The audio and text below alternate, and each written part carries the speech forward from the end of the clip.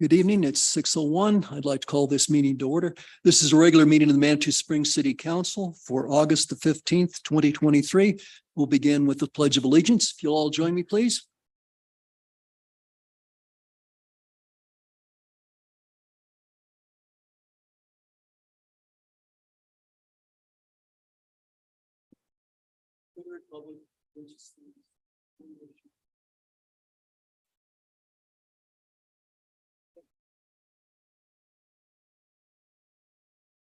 Judy, would you please call the roll?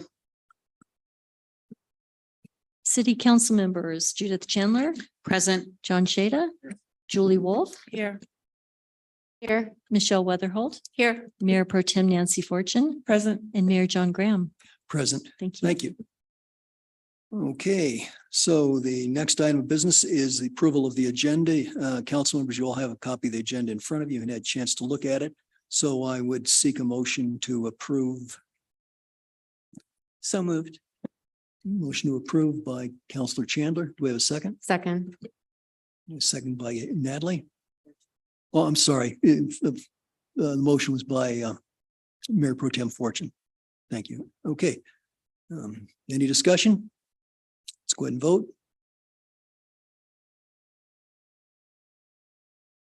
7-0 in favor. Great, thank you. The agenda is approved. Next is public comment on non-agenda items. This is the portion of the meeting when any member of the public is welcome to speak for up to 3 minutes on any topic of a subject that is not on the agenda. Do we have anyone who wants to speak to a non-agenda item? Judy, have we had any email communication? No, Mayor. Okay, great. It appears we don't have any public comment tonight, so let's move on to the consent calendar. We have 5 items on tonight's consent calendar. First is presentation of warrants. Second, approval of the August 1st, 2023 regular meeting minutes. Third is approval of Tamelia Wright as an alternate member of the Historic Preservation Commission. Fourth is approval of the professional services agreement with Horde Copeland Mock for the Soda Springs Park Phase 2 construction drawings. And the fifth item is consent to accept public art donations. If any member of council would like to take an item off for separate discussion, we can certainly do that. If not, I would seek a motion to accept and approve the consent calendar. I move to accept the consent calendar as presented. Second. Okay, we have a motion by Councillor Chandler, second by Mayor Pro Tem Fortune. Let's go ahead and vote.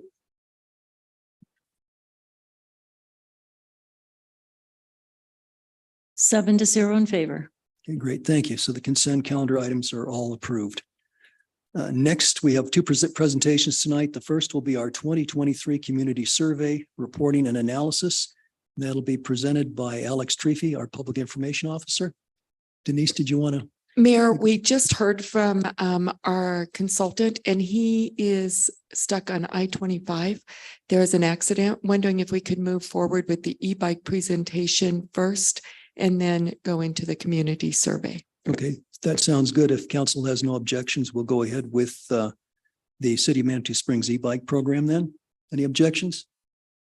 No? Okay, let's go ahead.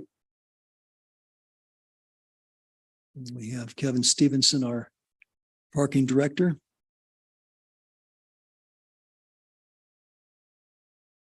And Carl and Joan Stang.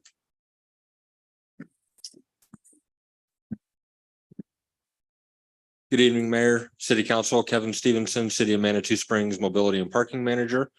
I am here tonight as staff support for the e-bike voucher program for the City of Manitou Springs. I will now turn it over to a presentation to the Stangs. Mayor, may I? Yes, I just wanted to comment that Michael Salisbury from Denver was going to zoom in. Is now that we've flipped the presentation, is he still available? Oh. Thank you. Just want to make sure he was. and Judith, would you elaborate a little bit more on who Mr. Salisbury is? I will. He has a very long title, and he can fill you in also, but Michael Salisbury is responsible for launching and managing the Denver e-bike program. He works in the sustainability, and I'll let you tell him tell you his title, but he is a very, very expert in the Denver program, now launching also in Boulder and other communities. Thank you. And with that, Carl and Joan, you have the floor. All right, thank you, Mayor. Carl Stang, 204 Crystal Park Road. Joan Stang, Crystal Park Road, that's 204. Thanks. All right, so if we don't mind proceeding to the next slide. So, we were here a couple weeks ago and, presented the e-bike voucher program, and we're given some direction, and, we've kind of come back incorporating your feedback. And so the new discussion is to provide 100 vouchers split between low and middle income residents. So 70 for low income, 30 for middle income. The income being determined by the average median income, the AMI, as well as if they choose to go with a cargo e-bike, they would get additional $100 on top of the 700 for the low income and the 500 voucher for the middle income, right? And the intent is, trying to encourage folks using these e-bikes to replace car trips with e-bike trips. So, we're trying to reduce congestion. Okay, next slide, please. We also investigated the Pike Ride Plus program. So the Pike Ride Plus program is new. This is a grant they got for low-income residents southeast Colorado Springs. And, with the Pike Ride Plus program, the recipient would actually kind of take possession of the bike, and it would be theirs to keep. They wouldn't have to dock it at a Pike Ride hub. As well as they get a pannier and use of that bike and the maintenance. And so that was going to be a $25 per month lease program. Unfortunately, the grant funding only covers Colorado Springs, and they're not able to expand that to Manitou Springs. And so basically what they offered was 20 leases, so 20 bikes. Plus some funding for additional hubs for a total of $72,000. We also looked at the Colorado statewide e-bike program. So this is the Senate Bill 22-193. So this, there's the pros of this is that it offers a much higher rebate, if you will, $1,750 for low income recipients, $1,150 for middle income residents. It includes the bike plus gear. So like if they wanted to get lights, lock, that kind of additional equipment, that would be included in that. And it also does not require the recipient to share any data. So it's listed as a pro. It could be a pro or a con, but from the recipient perspective, there's less onus on them of providing no data back to the program.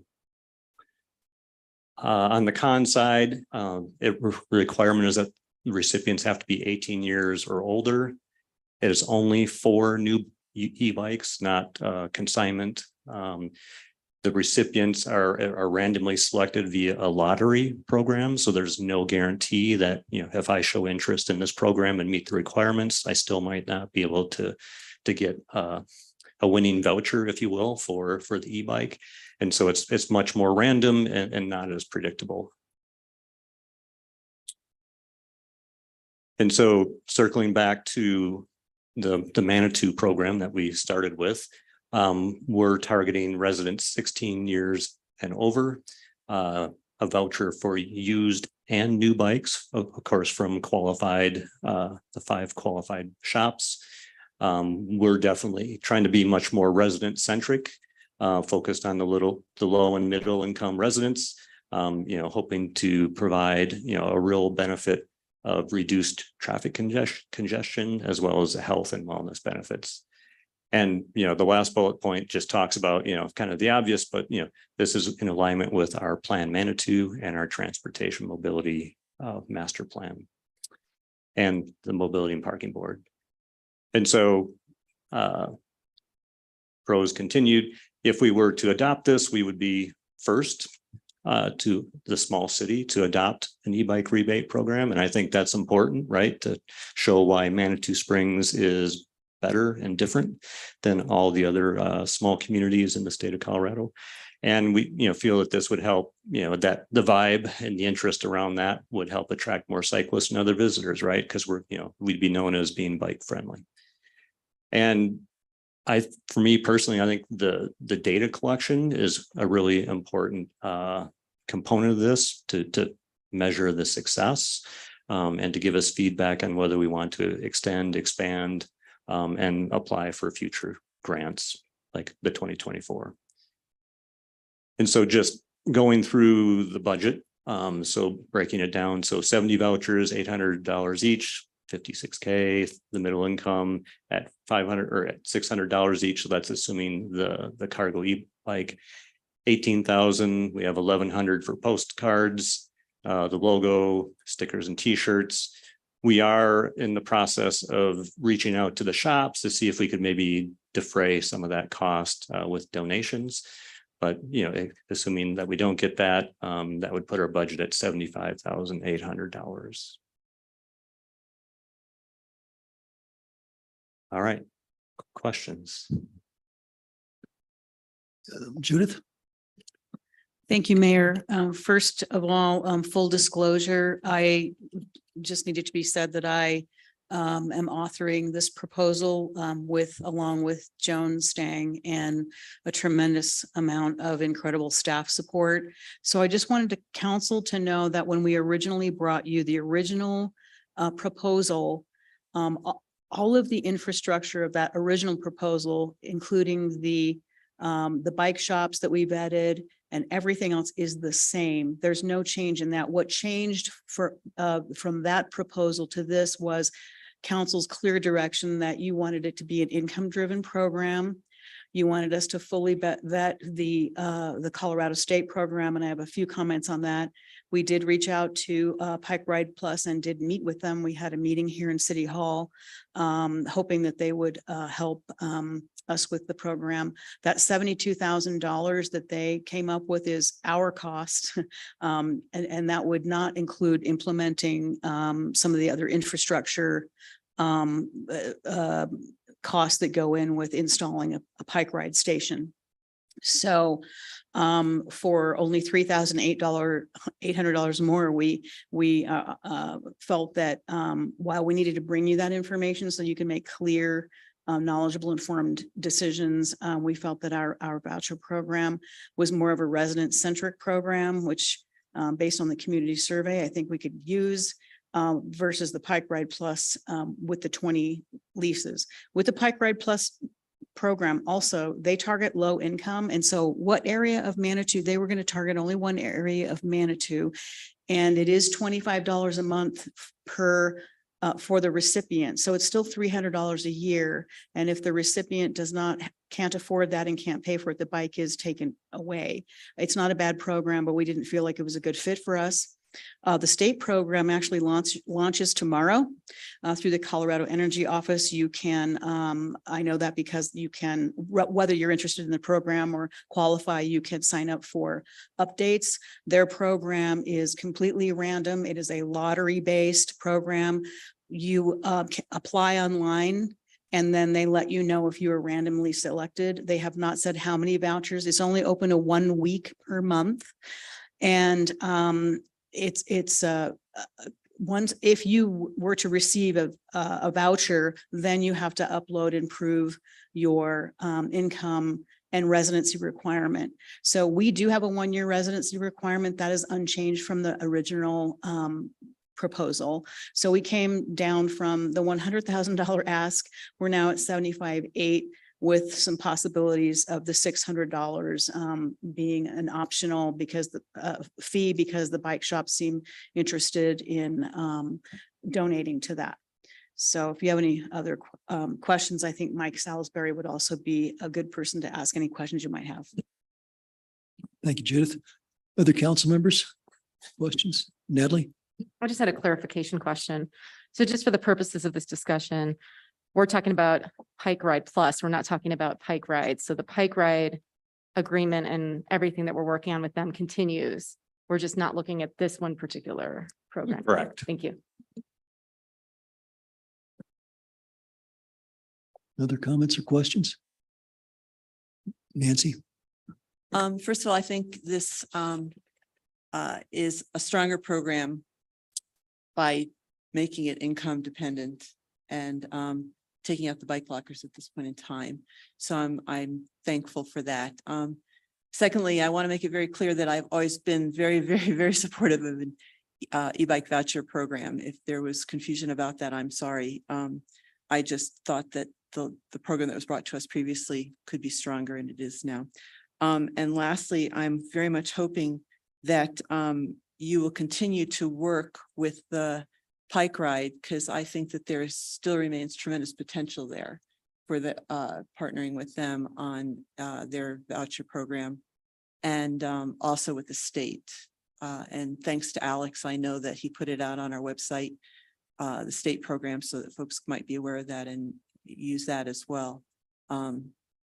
So that's all. I am, this, as I said, it's a stronger program now, and I am willing to make a motion if we are ready for that. May I just make one comment? Sure. So we are partnering with Pike Ride on one item now, and that is we are going to data share. They are collecting data and we're going to collect data if this passes, and we're going to compare it and see, much like the Denver program, what were the pros and cons or whatever we can extract from that. So they're willing to data share. Also, they will be coming back to us in the future with some ideas about other Pike Ride stations. However, in the interest of time, we were kind of worried about kicking the can down the road further on this e-bike voucher program and waiting for that to happen. So we decided to make that a different discussion. And lastly, the grant cycle is opening. The Senate Bill 22-193 has a grant cycle opening this fall. And you cannot use, to my understanding, you cannot use that for another e-bike voucher program, but there might be funding for, say, the bike lockers or other infrastructure or other things that we can do in addition to the voucher program. So I hope that clarified it. Thank you. Thank you. And I guess I've got a few questions here. You say when I first looked into the Pike Ride program, Colorado Springs, the lease program, I was kind of hopeful that Manitou could do something like that, because it seemed to me if we could make a bike available to someone for $25 a month or something like that, that would be a step forward. We'd be able to collect ridership data and so forth. And my understanding under that is Pike Ride would own the bike. They'd also maintain it. The individual would take the bike home or basically be in charge of custody of the bike. So they would have to have a place to store it. With this other proposal, I think we have the ask is $72,000 for 20 bikes. Plus there's a mention of additional bike hubs, and I don't know quite how that cost breaks down. Kevin, do you have additional information on that? It was my understanding that the 72,000 would only cover the 20 bikes in the Pike Ride program plus. They did present, as Judith had said, some potential hub locations in the future. It was my understanding that that was not included in their Pike Ride Plus program. Okay, good. That helps clarify it. So then really we would be basically paying Pike Ride $3,600 per bike, and they would keep the bike. Seems generous to me. Okay, so that's the one proposal. And then of course we have the voucher proposal here. I thank you for the work you've done. I think I have the same problem, same dilemma as we had last time. I have some concern about giving somebody, $500, $600, $700 to buy an e-bike. Should we buy, should people who need wheelchairs, should we buy them wheelchairs? It seems to me like we're getting into kind of a Santa Claus situation. If somebody's got a better idea, help me see that. But I guess that would be my objection, is that we're basically playing Santa Claus to 100 people. And then I guess what guarantee do we have that they're going to keep the bike and not turn around and sell it? Do we have any? Joan? Mayor Graham, the guarantee we have would be the data sharing requirement. That would be part of the program. When we initially rolled out the first presentation back in June, we did talk about the recipient actually having to share with us, how many trips they're making every month, how many car trips they're replacing. Perhaps they've even been able to get rid of an automobile now that they have an e-bike and that sort of thing. But we have a data sharing requirement in the e-bike voucher program we're presenting and proposing. So we would have data to share as far as how they're using the bike, et cetera. And how long would that requirement go? I believe it was at least 3 to 6 months, right, Judith? The data sharing requirement requires the recipient to fill out a 2-page online survey that is in your packet so that we can collect data. They'll fill it out once every 2 months for a total of 6 months, but they must give us monthly odometer readings.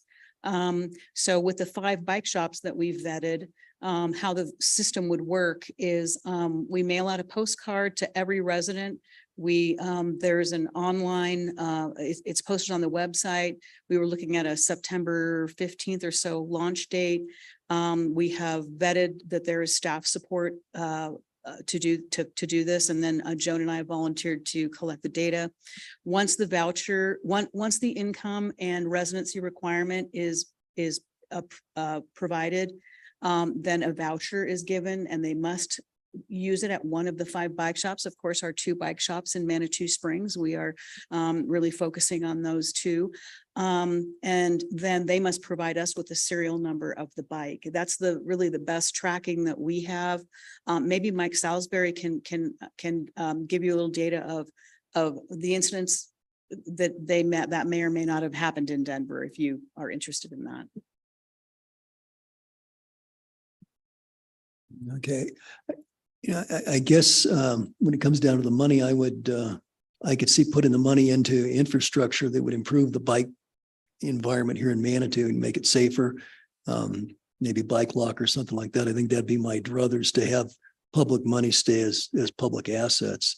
Again, it comes back to buying people, presents, and there's, I think, a case to be made where we could, in some cases, help low-income people with their transportation problems, but I think this is a little overboard. Other We are comments? requesting just for the record that those funds come out of the Parking Enterprise Fund. And I'm sorry. Well, we are budgeted through, yes, well, it was discussed during the ask was made during the annual budget retreat we had here, but the original ask, I believe, was not budgeted. Denise can answer that question. Yeah, I wish Becca was here. I thought we made this part of the mid-year budget. Did we not, Kevin? I can't remember off the top of my head, but if not, we can make it a year-end budget amendment. So yes, this would come out of the Parking Enterprise. I can't recall off the top of my head either. I'd have to check my most recent budget, but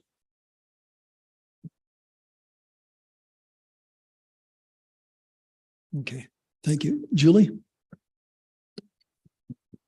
I'm still looking for an answer to the mayor's question. So is there, well, I guess I have a few questions. What, if anything, is the city's recourse if we fail to get the mandatory survey data information with the odometer information? Is there any recourse for the city under this contract? So it sounds like it's a good faith, like hopefully most people will comply, but there's nothing you can do if they don't. Well, Is that what I'm getting from the blank really. stares? Yeah, if you don't mind me jumping in. We're going to be making this kind of a media event. So people will have an opportunity to get their photo taken. There will be 100 vouchers to residents with a minimum of 1 year residency. And so we feel at that number, we can pretty easily track that number of people. So would you have the legal so- right to take the bike back? Can we repossess the That bike would for be a Jeff non-compliance? Parker question. That's a good Well, question. I it can't. depends what the contract says. If you just own the darn thing and you're volunteering to send some data in, that's really different from having the bike repossessed. Yeah, so and the quick answer is I haven't seen a contract for the program yet, so we could certainly look to try and make it in the city's benefit, but I just can't answer that question without seeing a contract. And I guess may I have another question? Yeah, go ahead. And then, well, let's see, Carl he may want to respond to your question, Julie. So let's give him a chance and then we'll come back to you, Julie. Carl? While maybe not as satisfying as potentially repossessing the bike, one potential recourse would be, and it hasn't been discussed, but just throw it out there is, the shops could refuse to service the bike if they're not sharing the data. Only if that was in the contract. We don't have a contract yet. Is that correct? It's just in the discussion stage. Okay. The other thing then that might work to respond to the mayor's concern about what if somebody goes ahead and just turns around and sells it and pockets the money the way Paragon is doing with the La Fun property that we gave over $2 million to. So that was Christmas on steroids. This is nothing in comparison. But we could have the contract perhaps state that it really is a lease program only for the first year, that we have the right to repossess it if we don't get the data we wanted, or for the first 5 years or whatever the heck we want. So especially since it comes with a VIN number, I would imagine that there's a way that Jeff Parker could craft a contract to make the bikes basically not sellable. I don't know if that would make you feel any better, Mayor, but I did want to get some response to your concern. I think it's a valid concern.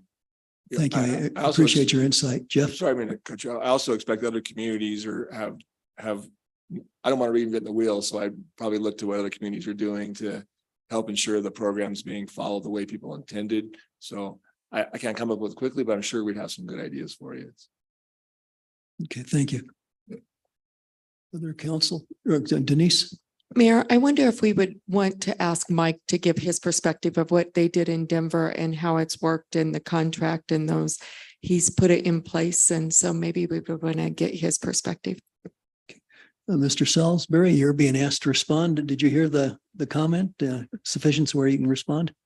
Yes, sir. Thank you very much. I did. You all can hear me? Can you turn up your volume just a bit? Is there a way to do that?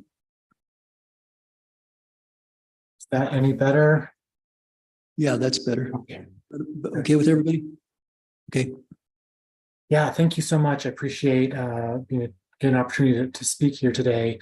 I think we're weighing the same questions in Denver. We do ask, essentially we have a set, maybe like you're talking about a contract, we have a set of terms and conditions that we have people agree to participate in the program, to receive the vouchers.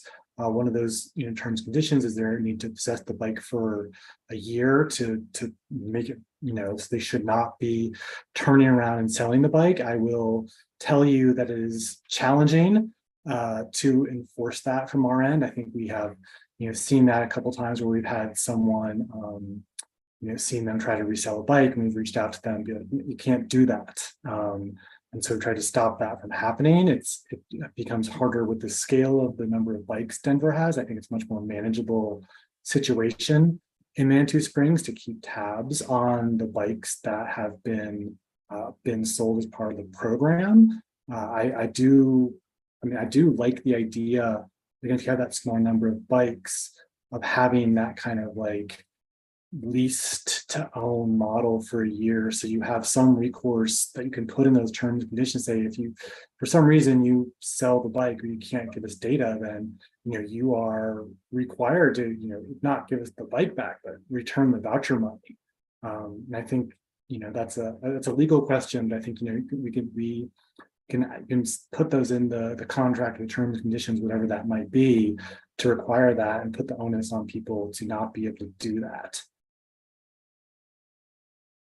Okay, thank you. Council, any questions for Mr. Salisbury? Yeah, Natalie? Is there the ability for the person to give the bike back as well? I mean, if in 6 months they haven't used it, can they say, oh, I thought I would, and here you go? I mean. I think that at that point, it almost becomes between, we've had a couple situations where that's come up. Often the bike shop at that point doesn't really want the bike back because it's been at that point, I mean, I guess if they can say, I've never used, you can look at the odometer and there's 0 miles on it. Maybe the bike shop would be willing to take it back and return it. In situations where there have been like later returns, we have sometimes given someone a new voucher. They might have found out after a month that bike doesn't work for them. So they might be able to get a new voucher, or they just kind of forfeit the voucher because someone else is already like waiting in line to use that.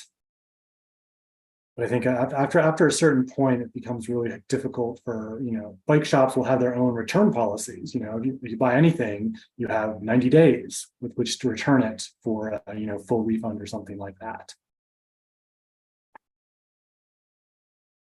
Thank you. Other questions for Mr. Salisbury? Denise? Mayor, I just want to state, the team has worked really hard on this, and part of the questions you're asking are great questions. We haven't spent the time, or they haven't spent the time to really dig into it with Jeff Parker to get the contract in place. We first want to see if this is something that council really supports, and then they'll go back and really put the program in place along with the contract to make sure that those things, and we'd ask you kind of, what do you want in that contract to make sure that we have it? But we didn't want to spend the funding to do that until we got direction from you of how you wanted to move forward. Okay, thank you. Julie? I like Jeff Parker's idea about him looking into what other cities have put into their contracts, so he's not starting from scratch and reinventing the wheel. And I'd be curious to look at different models that would make it impossible for people to resell. And I don't care if it's a 10-year lease. If we have the right to repossess it, if they're not doing what we want them to do, that would be very nice. And I don't think it's right for people to have the right to turn around and make a profit on it. So I don't mind spending the money on this program. I think it's a worthwhile pilot project. And I'd like to see if we could direct Jeff to come back with some contractual proposals that address specifically this issue of prohibiting a resale or finding a way to do that.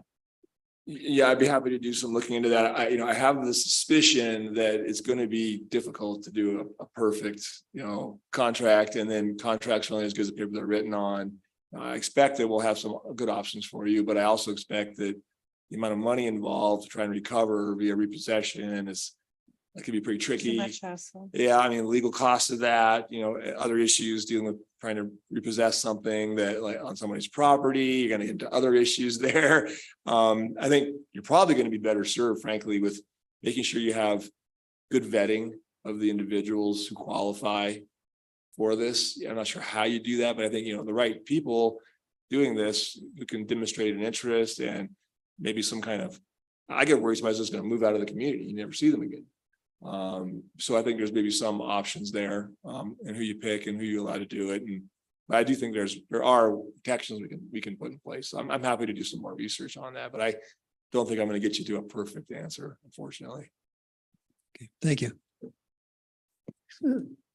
Nancy? I'm sorry, Nancy. Thank you. So, okay, well, you can go ahead and make the motion. We can still, of course, discuss things. I'd like to make a motion, since that's what the memorandum had asked us for, is to approve the budget of $75,800. And that was all that the request was, but I certainly support and I had assumed that there would be some sort of more fleshed out implementation instructions, which I certainly agree. Some sort of a contract is appropriate, and I don't expect 100%. I mean, I know we'll not get 100% compliance. It'd be nice if we did, but I think a contract would help get that, because I do think accountability is very helpful in this regard. So. Could you kind of state that a little bit more concisely as a motion, Sure. please? I move to approve the $75,800 budget with follow-on implementation instructions. Second. Thank you. We have motion a second. Discussion? I have discussion. Yeah, Julie? This is related. I just want to make sure that council has an opportunity to make the final decision as to where these bike racks that will support the bikes will go. Because I've heard rumors about some of the places that are being considered. And I think we need to weigh in. I don't want to see bike racks in areas that are clogging a walkway, clogging up a roundabout or that little area between Tubby's and the west end of Soda Springs Park. So I think there was some discussion between staff and others in the public about whether this was a staff decision or a council decision. And I would like to propose that it be run by council so that we can have the final input as to where that infrastructure will go. Okay, thank you. And yeah, Judith? I forgot to give Pike Ride kudos for this one thing, another thing that they offered to do. They've offered to allow anyone in Manitou that has an e-bike that's not a Pike Ride rental to use their bike racks that are currently installed now. And I believe maybe Kevin can speak to the Tubby's turnaround location that it's my understanding has been changed. Oh, thank you, Judith. I think maybe that's getting us a little off a topic. We'll look to the city clerk here for advice. We have a motion well, as Nancy stated, and now we're kind of getting off into. I would agree with you. Okay, so let's go ahead and just stick with this motion. Okay, so, and I guess I would kind of be of a similar mind to you, Julie, and then I think if we were to go ahead with this, I would want this to come back to council where we can see what the vetting process is and what the contract is. Yeah, my expectation is it wouldn't be 100% perfect, but I think it would give us a little bit of leverage, and I don't want to necessarily give things away, but that's not the expectation of the program to be Santa Claus. Other comments? I guess in the way the motion is stated, it's not clear that the contract would be coming back to council for review. Was that your intent to do that, Nancy? If council wants that, I'll add that. I don't know that's, I think we've given some good direction in terms of accountability is pretty key. So. Okay, I don't think it'd hurt, but anybody else on council feel strongly about that? I always Julie? like to see the contract. It doesn't mean I don't trust staff. It means that the buck stops here. We're responsible. If things don't go well, it's our butt on the line. I think we should look at the contract and make sure that we're comfortable with it and that we're familiar with it. So if, as a friendly amendment, I'd like to propose that we also have an opportunity to review the contract before the program is implemented. Is that Would you okay? accept that? I'll accept that friendly amendment. Thank you. Accept that. And Julie, I believe you were the seconder, so I will assume that you would approve that. Okay. Council, any further discussion? Okay, would anyone like to have Nancy restate the motion, or is it sufficiently clear? Julie, Judy, do you think it's clear enough for you? We're both clear with that. Thank you. Okay, great. Okay, any further discussion before we vote? Okay, let's go ahead and vote.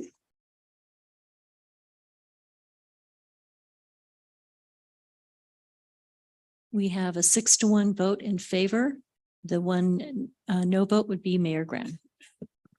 And I nonetheless, I think you're headed in the right direction. I want to encourage you, even though I was a bit of the Grinch tonight, but I think we can push along. I think everybody has enough energy to make this thing work. Okay, all right. Thanks. You're taking home a victory. Okay, let's see. Alex, I believe the gentleman is here. Okay, so we had, for anyone who got here a little bit late, item G1, we postponed that, awaiting our presenter. He was caught in traffic, so we will now hear him. So Alex, you've got the floor. Good evening, Mayor Graham, Manitou Springs City Council. My name's Alex Treffery. I'm the Public Information Officer for the city. Next to me is Ryan Winger. He's the Director of Data Analysis and Campaign Consulting for Magellan Strategies, which is a survey and polling firm based out of Louisville. And so he will be leading the presentation, but I'm here to support, also answer any questions you have and give insights into the data. Ryan? Thanks, Alex. Do you want me to drive that, or are you gonna, or is someone else driving that? Yeah, You got it back there. Okay, yeah, so appreciate your patience as I was getting down here on I-25, sure. Right. Is there, and although Alex gave you a nice introduction, if you would go ahead and state your name and affiliation, just so we can correlate it with your voice on the recording. Yeah, Ryan Winger, Director of Data Analysis and Campaign Consulting at Magellan Strategies. We had done a survey around mobility issues for you all, I guess about 6 months ago here, and Alex had approached us with some interest in doing a community survey. And so that's where we end up tonight. So just for those who are going through the presentation who maybe haven't seen a community survey before, or who are just unaware of, okay, here's what we're trying to get. Here's the slide that just explains the objectives, right? And it's pretty simple. You're trying to measure and understand what your residents are thinking and their opinions on services, programs, priorities, and quality of life, right? And really the idea is to kind of establish some benchmarks for the future so that you can identify areas that may need some attention, and then see if you're able to move those with specific actions or directions. So this slide just gives an example there on the left of the text message that was sent out to residents in Manitou Springs. That was the methodology that we used, where we send a message with the city logo and an inviting message saying we'd invite you to take this, very important survey. Your responses will have a direct impact. We really want to know your thoughts and opinions. Informing them that it will take about 15 minutes to complete. So it is a longer survey. We want them to know that up front. But also it's kind of an overarching survey that, you don't need to do every 6 months, every year, even every 2 years. So with that methodology, we interviewed or completed interviews for 515 residents. This was over a period from May 15th to June 15th. So we're in the field for about a month. And responses have a margin of error. You see there at 4.06%. Obviously, when we start getting into smaller subgroups of the population, they're going to have a larger margin of error. And importantly, these results are weighted to be representative of the adult population in Manitou Springs by age and gender. So to take an extreme example, let's say we did a survey and 90% of the respondents were over the age of 65, right? You know that that's not an accurate look at your community. So we take census data, we take data that we have from the registered voter list to kind of supplement that and get some idea. What is that true number supposed to be? And then we weighted it, in this case, on age and gender. And here are some community survey regions these regions were kind of first developed for the mobility survey that we did. They don't align with any other kind of political subdivisions, but the staff thought these would be 6 areas that would be helpful to know specifically respondents from each of these areas. So you need to. Yes, I do just want to mention something about those areas is like opposed to our wards, they're not equal in population.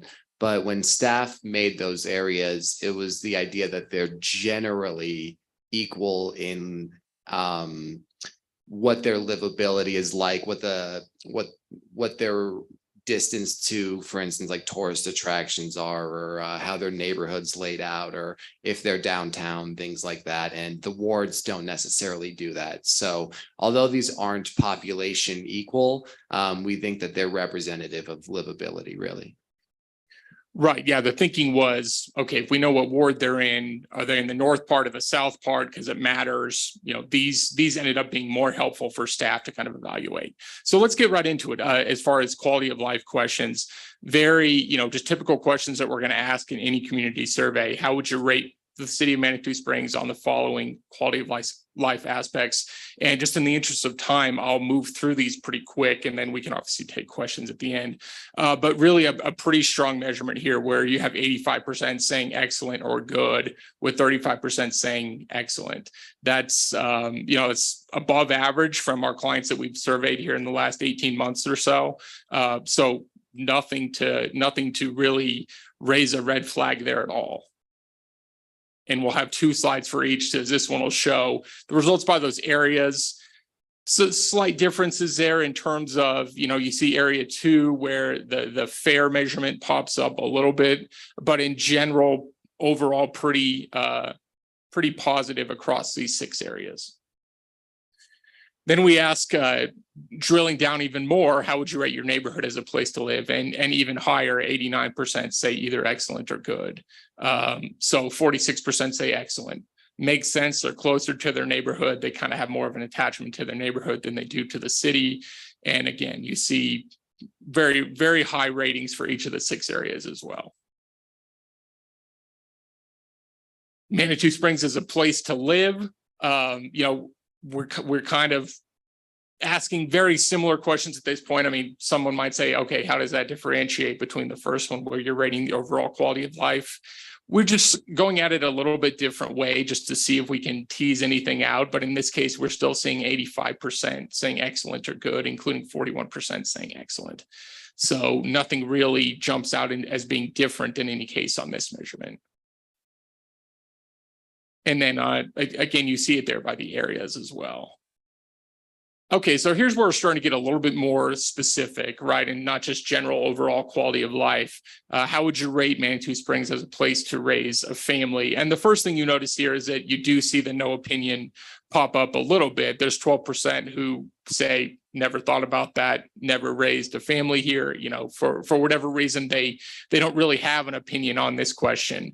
But 2 out of 3, or over 2 out of 3, 33% say excellent and 39% say good. So we're talking over 70% saying that this is a good place to raise a family. So again, it's a very strong measurement there. These questions really, I think you're looking more for that fair and negative. If it pops over, let's say 25%, then that's okay. That's something we should really look at. Why are a quarter of the respondents not very happy with this exact measurement? So A quick question. yeah, So I'm curious about the no opinion. yeah.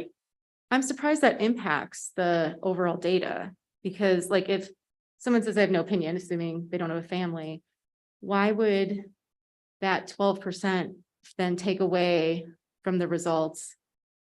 Does that Well, make really, sense? I mean, that 12%'s got to come from somewhere, right? So the idea is that it's just not quite as high as the others, because rather than someone having a good opinion, they don't have any opinion, or rather than someone having a bad opinion, they don't have any opinion. So whenever you see, you know, if that number's up at 20%, when it's even higher than that, I mean, we'll see examples of that, if it being higher than that in a few slides. It just means that the other numbers are going to be lower. And so it may look like, oh, wow, that's a major concern because they're lower, but they're really lower because it's no opinion. Right. Whereas, And is that clear to someone looking at that? You know what I mean? Is what I'm saying is, because I look at it and I'm like, you're right, like no opinion. And then I almost take that out and then I look at the numbers without it, sure. but you're including it. And so I'm wondering if the average person goes, oh, it's 72%, when it's actually probably 85. Sure. Yeah. If you did the percentages and just remove the no opinion, but you know, it's helpful to include it in there because you know, otherwise you come away with the impression that, you know, every single person is super engaged in thinking about, oh, here's how to raise a family. It's good to know that there's 12% that, you know, never really thought about that. Right. And you see that more on some other questions as well. That's what yeah. Yep. No, that's a good question. Thank you. So as a place to retire, same kind of deal, but you know, there's obviously in this case, 16% of respondents who never gave it, you know, 2 seconds thought whether the city is a good place to retire. That being said, a quarter say excellent, 34% say good. So in a community like Manitou Springs and similar communities, we find this level of measurement very typical. There's nothing here that's super low or super high compared to what we'd expect. Okay, and here's where we start to see some real differences. We're getting into even more specific type questions. These first three, you all are well above average compared to other communities in Colorado, but I'm sure you're not really surprised by that. Manitou Springs as a place for recreation is going to rate higher than, you know, a community that's just outside downtown Denver, for instance. Availability of paths and walking trails, same thing. That's something that people take pride in and you know, recognize Manitou as being a leader in. Ease of walking in Manitou Springs, there you're at 78% saying at least excellent or good.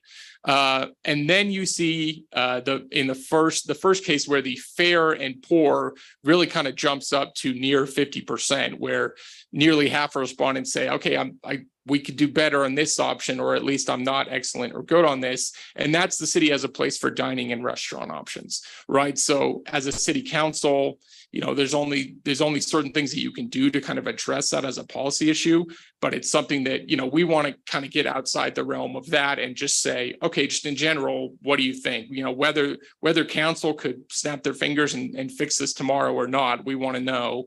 You know, and there we see that just under half of respondents probably would like to see some better options for dining and restaurants in the area. Yeah. I didn't see this particular question broken down by area. Oh, sure. Yeah. So, I mean, I can do that. Basically, we broke out the kind of big overarching questions by area, just in the interest of not wanting to throw 500 slides at you tonight. We don't have these breaking out, but we do have a crosstab document where you can look at them by area. So, and I'm happy to add in any slides that you may want to see specific questions Yeah, by I was area. particularly interested in the walking Sure. paths and so on. Sure. By area. Thank you. Yeah, I'm happy to do that. Okay, so Manitou Springs as a and you can see here these are all ranked by percent excellent. Or percent good and excellent in this case. So Manitou Springs as a sustainable community, you know, that means different things to different people. 29% say fair, 9% say poor. Ease of bus or shuttle travel in Manitou Springs. This is a good example where, you know, it looks like the poor and fair is a little lower. Oh, it's just because that 26% has no opinion on this. But we're looking at roughly half of respondents who rate the city as either excellent or good there. So that's not bad. I mean, there's some room for improvement there. Ease of bicycle travel, again, fair and poor is up close to 50%, which is kind of an area that you really want to start taking a look at, or if fair is really over 25%, it's like, okay, how could we address that concern specifically on ease of bicycle travel? Because you do have more people there saying fair or poor than you do saying excellent or good. And then Manitou Springs is a place to start a business. Classic example there where you really see the no opinion really rise up. You know, 1 in 3 or just over 1 in 3 have never thought about it. But more are answering fair or poor there than excellent or good. Okay, and here's kind of the bottom of the rankings here when we're looking at how they stack up in terms of excellent or good. So traffic flow on major streets, obviously a concern there that I'm sure you all aren't at all surprised by, given some responses that we saw elsewhere in the survey. A lot of concern there on the traffic flow. Manitou Springs as a place to work and find a job, you have a quarter who say no opinion, but then you have over 50% saying it's either fair or poor. So some people wanting something, you know, maybe whether it's an expectation issue or whatever the case may be, whether they've had trouble finding work or they want to find work for their kids, whatever it is, just a little area of concern there. Availability of housing choice, nearly 3 in 4 say fair or poor. You know, that's becoming an issue. Obviously, that's not an issue that's unique to you all either. That's availability of housing choice. Especially when you throw the word affordable in there, which we didn't in this case. But that's something that really will pop in pretty much any community in Colorado at this point, whether you're on the Front Range or not. Availability of affordable quality food and groceries. that one's over 50% saying poor. So that's an issue that people flagged as a concern. And then you see availability of affordable quality childcare. That's obviously something that only affects a minority of your population, because 69% say no opinion. But that 20% saying poor shows that among those people who do have a need for affordable childcare, they're kind of looking for some options. Yeah. So can you go back to that last slide, there, Yeah. please? So I'm interested in some of the breakouts of some of these things. For instance, let's just take randomly the middle one, availability of housing choice. Okay, whatever that means. I mean, that's sort of a rather vague question. If, in my opinion, okay, a whole bunch of, since we did collect some income demographic information, if you're saying you're making $200,000 a year, to be perfectly honest, I'm really kind of unconcerned about your problem with availability of housing choice. Sure. Because is it just because we just don't have bigger castles in town for you? Sure. You know what I mean? Sure. So what's the problem here? Okay. So I'm much more sensitive in terms of if that was, you know, highly rated by people who were kind of lower income in terms of, because of just the wording of that question, availability. Okay. Same kind of thing in terms of availability of affordable quality food and groceries. Okay. That's a huge one there. All right. Again, with 515 people who responded. Okay. And you've reported kind of the demographics. If you're kind of higher income, I have a feeling you can probably use your Mercedes to go over to Whole Foods, you know, on North Academy and get pretty good quality food. I'm not really concerned about you. Sure. So, I mean, I don't mean to be kind of crass about that, but it's just sort of like if you're higher income, we all know you have lots of additional choices, right? You know, food can come from Amazon or any of these, you know, higher end delivery things. You could have a chef come in and, you know, make your food. So the second thing I was just curious about, there were 3 questions, question 20, question 30, question 32, and question 33 that had kind of open-ended responses. Mm-hmm. Is that information kind of available? Oh, yeah. Okay, good. Because one of the questions that I was curious about was, what are the top issues the city should address? Is that in any of your conclusions here? Sure. Yeah. Let's jump ahead to that slide. Okay. I think it's not too far from here, probably.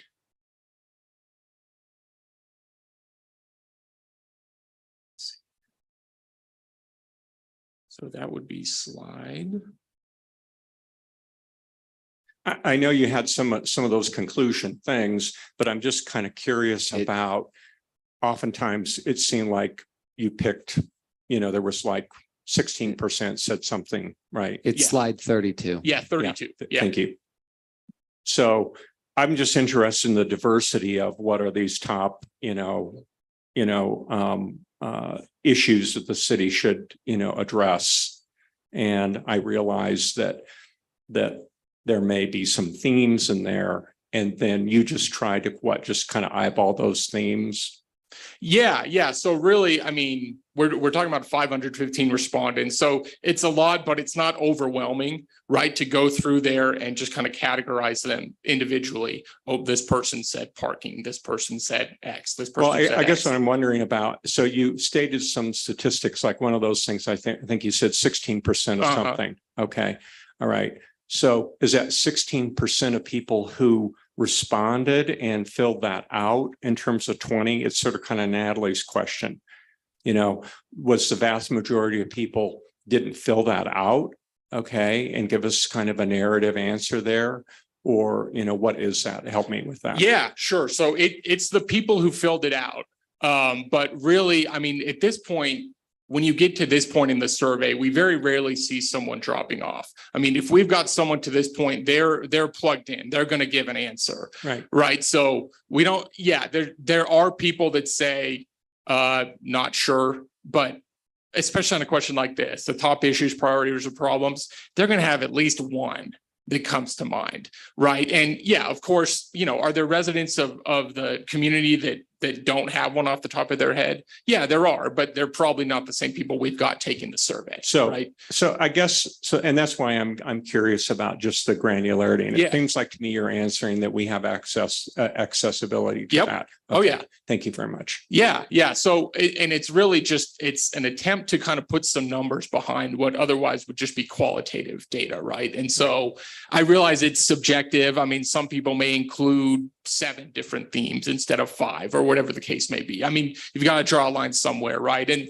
that's why these don't add up to 100 even, because some of the people have a top issue that's so niche or so specific to them that it doesn't really even fit into a category with someone else, right? So, Right. but yeah, no, that definitely these we're fully transparent, and you can see the demographics of the people who answered certain things. We don't know who they are, but we Right. know how Sure. they answered the demographic Right, questions. right. So, Okay. Yep. Thank you. yeah, so let's jump. Let's actually go back to, where were we? And I'm sorry, I didn't mean to take you No, off. no worries. No Slide worries. 19, please. Yeah. All right, so let's is that slide 19? It says 27 at the bottom here. We're good. Okay, so let's get into a little bit of a different realm here. This is a different kind of question because we're bringing in the idea of taxes that are paid, right? So please indicate your level of satisfaction with the overall value of services for the taxes paid to the city of Manitou Springs. And, obviously no one absolutely loves paying taxes. So the extremely satisfied, it makes sense, is lower than some of those other questions on the, excellent, but still to have 13% extremely satisfied and 52% somewhat satisfied, you're still talking about nearly 2/3 that are satisfied. So that's a pretty strong measurement, and it compares favorably with some other communities that we've measured. The 19% saying not satisfied, 10% extremely dissatisfied. I mean, again, those are kind of numbers that are going to exist in any community, regardless of the job that you all are or aren't doing. So some of this is just kind of maybe independent of the city, but at the same time, because it's just people who hate paying taxes and they're just going to be grouchy about the question, right? And we realize that when we're asking it. But at the same time, these numbers are higher than what we would typically see, which I think speaks well to just the value that residents perceive themselves to be getting, considering what they're paying in taxes. I certainly think this is obviously much higher when you talk about the local level than when you talk about the state or federal level. You would see these numbers drop off pretty precipitously at that point. So, yeah. Thank you for that. When I'm looking at raw data like this, I don't want to make assumptions about whether people like paying taxes or not. We have 29% of people that are either not satisfied or are extremely satisfied. And when I look at this, whether you want to pay taxes or not, we've got some work to do. Sure. I mean, so I'm looking at all of these slides and going, I'm grateful that we have 65% satisfaction rate, but in my estimation, I still perceive that as a D. Yeah. And I appreciate that. We need that feedback. We wanted more feedback. You're And I'm- striving for I'm 100. Great for, Yeah. well, it's that, yes, we have 65. What do we need to do to be better? It's the same with that slide, for example, with the retire, is this a good place to retire? We've got 59% of people saying, yeah, this would be a pretty good place to retire. But when we look at the demographics of the people who actually live here and look at the age of the population, then we have to also take a look at that and say, well, a large percentage of our population are in their 40s or older. And does this mean from this data that these people aren't going to stay here? So I think while I appreciate you, kind of cushioning the results. I think that this is wonderful data for us Sure. to go, these are the things we're doing really good. This is great. We can pat ourselves on the back. But we still have quite a bit of work to do. So while I appreciate that, those numbers are provide us with great opportunities. to do Sure. Better. Yeah, and I just try to put them in context, right? You don't know what to expect, right?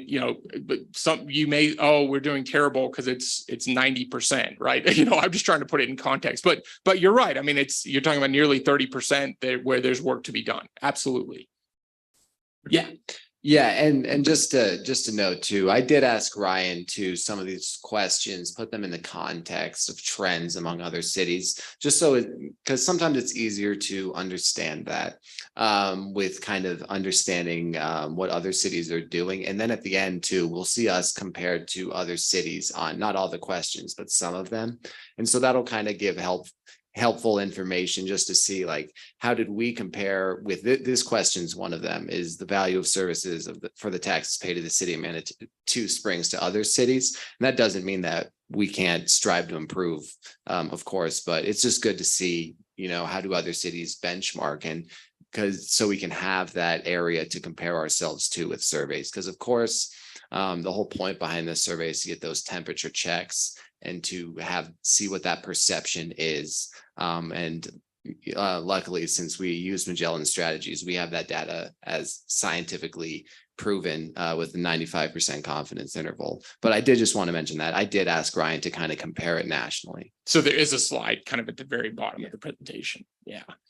So let's move on here.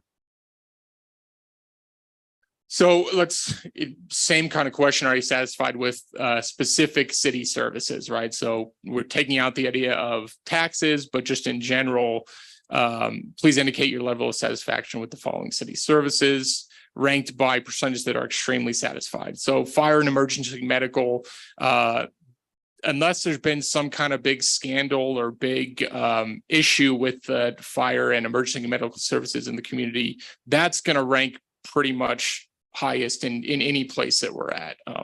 Firefighters especially seem to be the only group that's avoided any kind of political tinge in local communities at this point. So very overwhelming support for the job that they're doing. Events, gatherings, concerts, and celebrations. I think you see this number pop up a little bit higher in smaller communities because people are more keyed in and participating in these events. So for you all to be 44% extremely satisfied and 41% somewhat satisfied is really strong. Snow removal, to be perfectly honest, we've had communities where that number is completely upside down because people are very upset about snow removal. So you all have avoided that headache come winter because you're talking about over 80% who are at least somewhat satisfied. To your point, you can always strive to move the somewhats to extremely satisfied, but we're not seeing any really scary red flag numbers here. And then parks, trails, and bicycle trails, obviously overwhelming satisfaction with those within city. And as we move on down the list here, 70% are satisfied with what they feel is a level of emergency preparedness in the city. This is a question that we really kind of started asking after some more high profile wildfires, just to get a sense of, are folks in the community worried about specifically this idea of fire or flood in some cases? And it's not nothing too concerning there by any means.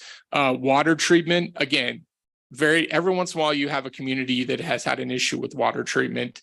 This is just trying to get ahead of that. And if these numbers were higher, it'd say, oh, people aren't happy with the water. I hadn't heard that, but not the case here. Street lighting, again, I know that some of this is just kind of boring stuff, but you want to know, is there a major concern? Do people want better street lighting? In this case, you have the 10% who say not satisfied. Okay, that's starting to get a little bit into a realm of, okay, those 10%, we should take a look at what that means. And then 7% say extremely dissatisfied. We don't exactly have rationale behind that unless we have it in verbatim responses, but for what it's worth. And then police services and crime prevention, again, solid majority, or at least somewhat satisfied with 48%, and then 28% are extremely satisfied. And then you do have that roughly 1 in 5 that clearly see some room for improvement there. We're getting water billing, so even more exciting here on water billing. But again, it's just something that is in the community survey, because we're trying to catch things for you all that you can kind of get out ahead of if there is a concern. 20% in this case say they're not satisfied or extremely dissatisfied. Not sure what they would want to be done differently, but still talking about 2 out of 3 who are fine with it. Community outreach and communications, 2 out of 3 are perfectly, satisfied, 18% extremely satisfied. And then again, you wonder, right, how much of these 20% are the ones who are not satisfied about anything, right? And we could look into the data and see how much that is the case. I would imagine there's quite a bit of overlap of people who are just generally not happy, whatever you ask them. Pool and fitness center, there you see we're under 50% who are satisfied. 33% don't have an opinion, right? They're either don't use it or don't think about it. And then you have the roughly 1 in 5 that see some work to be done there. And then public meetings of local elected officials, just over half are at least somewhat satisfied. Pretty high no opinion number, same 1 in 5 roughly that aren't satisfied.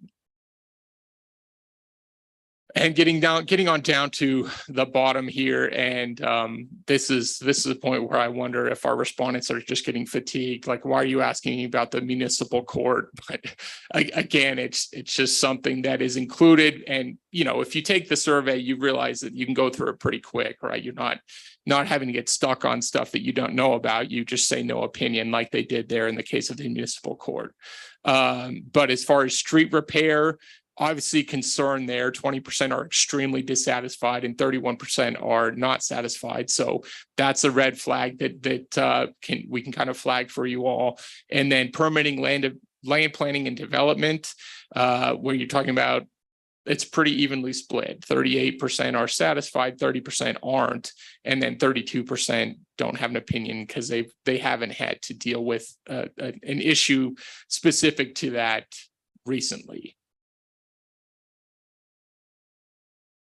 Economic development, which that's a little bit vague. It means different things to different people.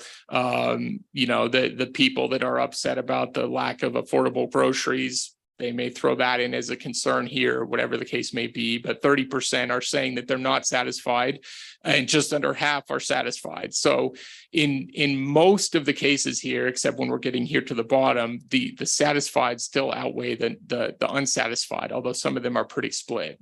And here you see actually where the amount that are unsatisfied is higher than the amount that are satisfied, and that's on mobility and parking. And just given the nature of you all coming to us earlier or late last year wanting to do the mobility survey, I'm sure this is not data that is really gonna surprise you. But there it is. You can kind of see another validation of that, where half of the respondents are saying we need to do something differently as far as mobility and parking are concerned, and a fourth, or nearly a fourth, are extremely dissatisfied. And then you have services for people experiencing homelessness or unhoused population, and only a quarter are saying that they're satisfied. 1 in 3, or just over 1 in 3, don't have an opinion. They haven't thought about it. But you do have the 39% who are concerned about that as an issue, and that's the plurality of respondents who are saying we can find ways to better as far as providing services for those who are unhoused. All right, again, just kind of shifting realms where we're talking about the city budget. And, the benefit of this is that it just kind of forces the respondent to think in their head about here's what the city's, here are the kinds of things that the city spends money on. Do you view these things as important or not? Right. And so the way it's asked is on a scale of 1 to 10, 10 meaning very important, 1 meaning not important at all. And I realize when you get into, okay, how is a 5 different than a 6, different than a 7? It is subjective. And so that's why we kind of have it broken out here by really what we're looking at are the 10s. And then the 1 through 3s, right? You want to kind of look at those two poles and see, okay, what's really standing out here? Or is there kind of just a broad kind of middle? So 37%, same as we saw above, I very, believe in the importance of fire and emergency medical services. I don't know what it would say about your community if they said they didn't want you to spend money on those. So that's very typical where that's going to be up near the top, if not the top, and related emergency preparedness. Where a community like Manitou Springs starts to kind of differentiate from other more metro area communities is on questions like parks, trails, and open space, where 30% rated as a 10 and 47% say 7 to 9. So very, very high importance placed on those, where there's some other communities where it's not quite that high. And then water and sewer infrastructure, which is, a really boring thing that you don't think about until it goes wrong, right? But 27% rated that as a 10, and nearly half rated as a 7 through 9. So it's not that they don't think it's important. These are just kind of rated on the percentage that are rating it as a 10, like that is absolutely important. And you see there 1 in 5 as well are rating it kind of below the 4 in the 4 to 6 range, which is really, I'm not sure if this is super important to me or not, right? Cleanup beautification in within the city. 24% rated as a 10, 50% rated as a 7 or 9. So what you see is that a very strong majority on a lot of these measurements are rating them as at least a 7. And when we see the 4 through 6 and the 1 through 3 start to pop up a little bit, that's when you're like, okay, people are questioning whether we really should be providing these services to the extent that we are. But obviously you're not seeing that yet on this slide. Roadway and sidewalk infrastructure, police services, stormwater infrastructure, which again is something that you don't pay any mind to until something goes wrong. And then you think, oh, we should have been doing more for stormwater infrastructure. So, and on the next slide is where we really see, okay, people are starting to get kind of split. So, the 31% 4 to 6, and then even a 12% who are even below a 4 on sustainable initiatives. And, this one's a little tricky because it means different things to different people, but just in general, yeah, we're still talking about a majority who are rating it at least as a 7. The way I look at this is, to the extent that you're really pushing or advertising sustainable initiatives, you're now entering the territory where some folks are going to start saying, I question whether we should really be doing that. What's interesting here is that we know that parking and mobility is a concern, and yet there's a fairly high number here who are rating it 4 through 6 or 1 through 3. And so how I read that is that they view it as something that maybe can't be solved by just throwing money at it, right? So that's they're looking for kind of different kinds of solutions, and they don't want the city to just assume, okay, let's do X and X and X program that'll cost us X dollars and think it'll be solved. That's kind of how I would interpret that, as something that we know is important, but that kind of falls near the bottom of things that they necessarily rate high. Still to be said, we're talking about 56% who are rating it at least a 7 or 56%. And then city building remodels. Again, you have a decent chunk that are in that 4 to 6 range, and then 11% who are very low, just questioning, the need for remodels. And we gave them some kind of examples there. This is something where someone might be okay with 1, but not all of them, whatever the case may be. Or at least they think that, the city's budget, it's not that these things aren't important, but the budget should be more directed towards other things, is maybe the other way to interpret it. And going on down the list, still see that roughly a third in the 4 to 6 range. events, gatherings, concerts, and celebrations. So if you start spending, tons more money on events, there's going to be some that are kind of questioning that, I guess, is how you would interpret that. Community outreach and communications. I mean, part of that could just be they're happy with the status quo, right? They don't think the city needs to be spending more necessarily, but 50% are rating it as at least a 7. And then residential and commercial permitting, land planning and development, how the city spends money towards those things is, I'm not sure the average respondent really grasps all that goes into that, but you see, okay, the city, it's not something they should be spending a lot of money on as a budget priority is how I would interpret that. Yeah. Just to briefly touch on that as well. I think it's worth noting that with this question and responses, they're vague on purpose, and we don't explain city budgeting during them, and that's intentional. I mean, as we all know, we have water enterprise funds. It's not like we're allocating taxpayer dollars to our water enterprise fund. It's rate driven. But with that said, we don't get into that here, because if we didn't include it, then people would be saying, well, what about water infrastructure? So it is included, but it does give us that good temperature check on just how folks are really perceiving that. And then in addition, we don't have insight into how someone decides what a budget priority should be. Do they think that, for instance, I'm very happy with roadway and sidewalk infrastructure, therefore I want to reward that by giving it more money? Or do they say the roadway and sidewalks need to be invested in, let's invest into it? So we don't have that mindset behind folks. So I did just want to clarify with that. It's good to use it as a temperature check to see into that, but truly it would be extremely hard to explain city budgeting and then ask them questions. So I did want to mention all of that. Thanks, Ryan. Yeah, no, exactly right. I know, and those are good points. Or, the other alternative viewpoint is they're happy with the streets, so don't spend more money on them. Like we're good. I'm happy with the status quo, right? So to your point, like perception is more important than reality, unfortunately, for a lot of these things. And we're trying to tease out what is the perception of these.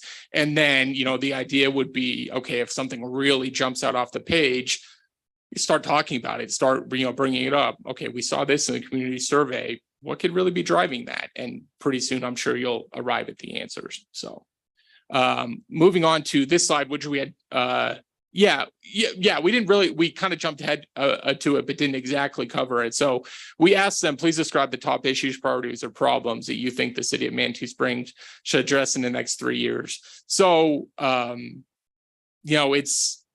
it's just trying to get a sense of issues, priorities, problems. So it doesn't have to be something negative. And a lot of times it is something negative that they're like, okay, the city needs to address this, right? That's just kind of how the question naturally shakes out. And overwhelmingly, the top 2 issues that were mentioned were parking and or traffic, which are related, but not entirely related. And then streets and infrastructure, right? Those are the top 2 that really can be viewed by residents as these are the kind of things that the city should be looking to improve over the next 3 years. Then you have things like affordable housing, homelessness, more or different businesses. But, I can't stress enough that there's really kind of a cliff. And if we were going to try to really pinpoint the top 2, that's why I've kind of bolded them there. What people want to be addressed, first of all, is parking or traffic, and then streets and infrastructure. And obviously, we didn't limit them to just one. Some people mentioned multiple. And so we've gone through and categorized them and placed them into each of those buckets each time. But again, given what we saw in the mobility survey and what we see elsewhere in this survey, I'm sure you all aren't entirely surprised by parking and traffic jumping up to the top there. Okay, this is a question that we do not ask in all of our community surveys, because in a lot of communities it would be a silly question that wouldn't necessarily be relevant, because tourism is not a factor for that community specifically. But we did, I believe the first question, or the first community we asked this for, because they had requested it, and we said, oh yeah, that's a really interesting question, was for Glenwood Springs. What's that? Glenwood Springs. Yeah, so we did a community for the city of Glenwood Springs in October of 2021. They had just kind of been hearing from community members that, oh, you guys place too much emphasis on tourists, too much emphasis on tourists. So they wanted to ask this question. And when Alex and I were talking about, okay, here's kind of the questions that we've asked in the past in similar communities, he said, yeah, let's get a measurement on that, because it is relevant for a community like yours. And what you see here is that a majority of respondents said that the city is more focused on tourists than residents. Now, what's important to kind of point out is that they may not think that's a bad thing, but they acknowledge, or they at least perceive it to be the case, right? So some people may think that focus is appropriate, that there's more of a focus on tourists and residents for whatever reason.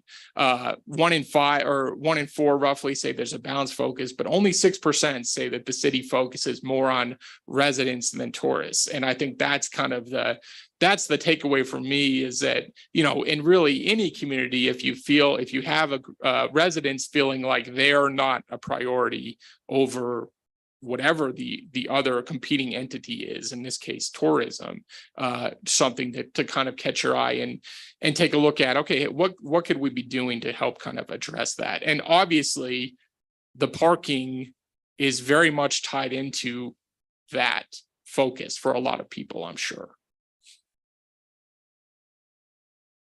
Yeah.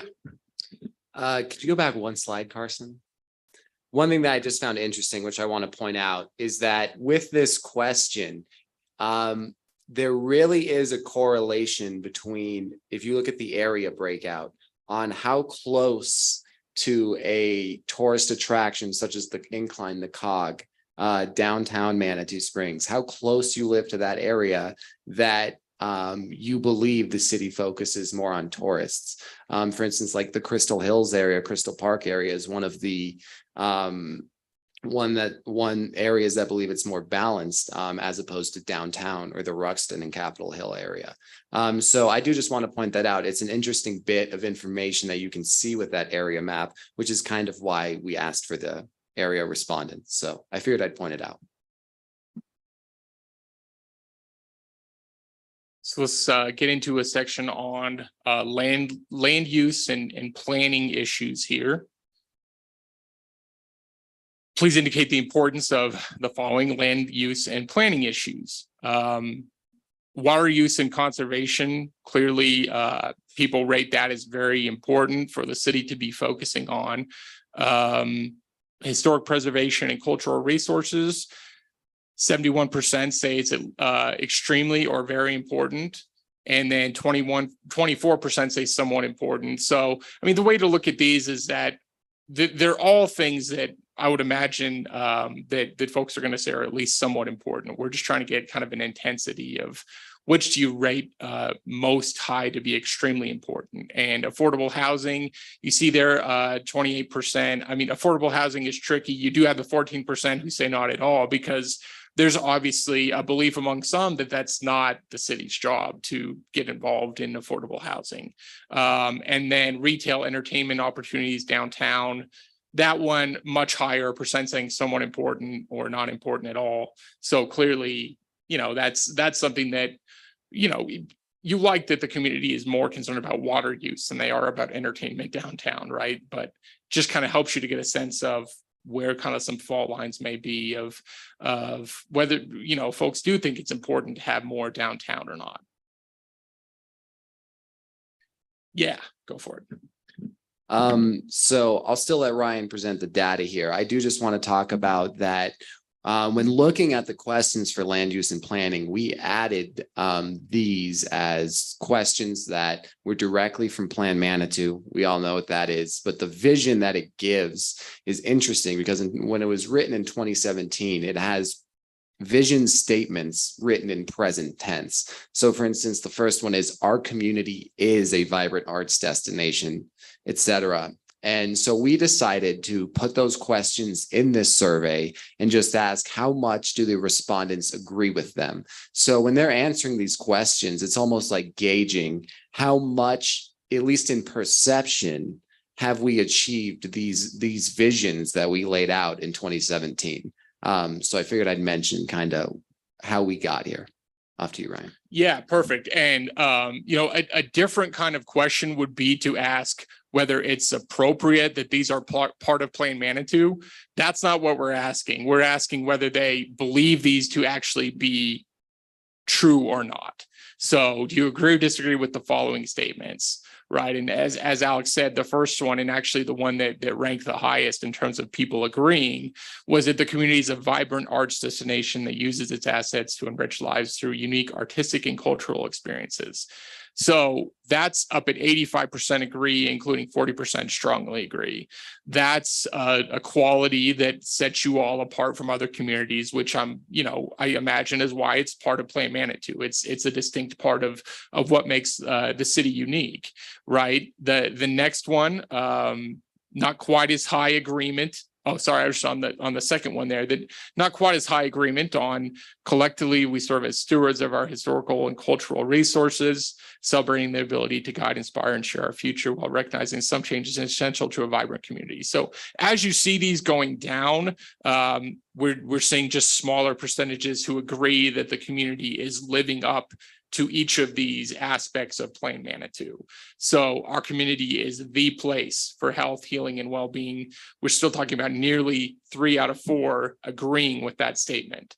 We continue to innovate and invest in our community's safety and services, 72%. So clearly there's not yet a large disconnect between how people perceive the city and these actual parts of Plan Manitou, although we're starting to see a little bit where nearly a quarter do disagree with that statement and think that there is more work that could be done. Here again, we have 70%. We're a diverse city that celebrates, supports, protects, and fosters a creative and interconnected community and provides multiple opportunities that allow residents of all ages, backgrounds, and abilities to uniquely contribute to the well-being. That must be a typo there. Oh, it cuts. Oh, gotcha. Okay. So again, pretty broad agreement with that statement, and roughly 1 in 5 who disagree. Next one about the land use planning pattern and the built environment, 69% agree. So we're seeing just broad agreement. While there is obviously always work to be done, the city is not completely falling flat on living up to any of these aspects of Plan Manitou so far. Here we see a little bit higher disagreement, but we're still, over 2/3 agreeing that all citizens, staff, and visitors serve as active stewards of our natural environment. And then the community is innovative, nurture and invest in lifelong learning of the mind, body, and spirit for all. That's up at 67%. So still pretty broad agreement here. All right, here's where we start to see some differences on these bottom 3, because on that top one, Manitou Springs is a model collaborative community committed to economic vitality and sustainability. So 36%, or just over 1 in 3, are actually disagreeing with that statement, which is, not surprising given some of the things we've seen about, wanting more stores, shops, restaurants, that kind of thing downtown. That obviously affects the perception of the city being economically vital. But still you have 57%. Should I wait for it to come back up there? Okay, no worries. Yeah, 57% are agreeing. So still a majority is agreeing, but we're starting to see some kind of cracks here. And the next one even higher, 41% disagree that community has a safe multimodal transportation network that balances the needs of our residents, visitors, and businesses, complementing our natural environment and cultural history. So there, you still have more agreeing than disagreeing, but you started to see some of the discontent with the parking, the focus on tourists, whatever the case may be, that's driving that pretty high 41% to disagree. And then residents of all ages, abilities, and means have access to safe, affordable, and quality housing in a livable neighborhood. That is one where clearly there's some strong disagreement. 64% disagree. And that's just simply, that's not unique to Manitou by any means. the availability of affordable housing is getting to be near crisis levels in many communities around the state. And clearly that's reflected here as well, where that's something the city, as part of Plan Manitou, could be doing more to live up to.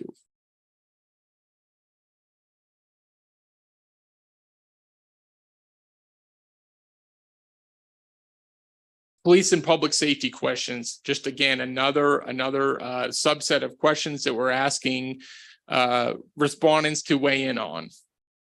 And where do you approve or disapprove of the overall performance of the Manitou Springs Police Department?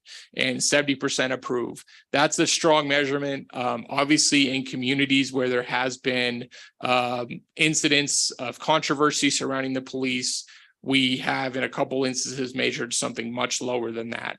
And so, yes, 12% somewhat disapprove and 8% strongly disapprove because of generally, in most cases, just personal experiences that they've had. Overwhelming support for the job that the police department is doing at 70%.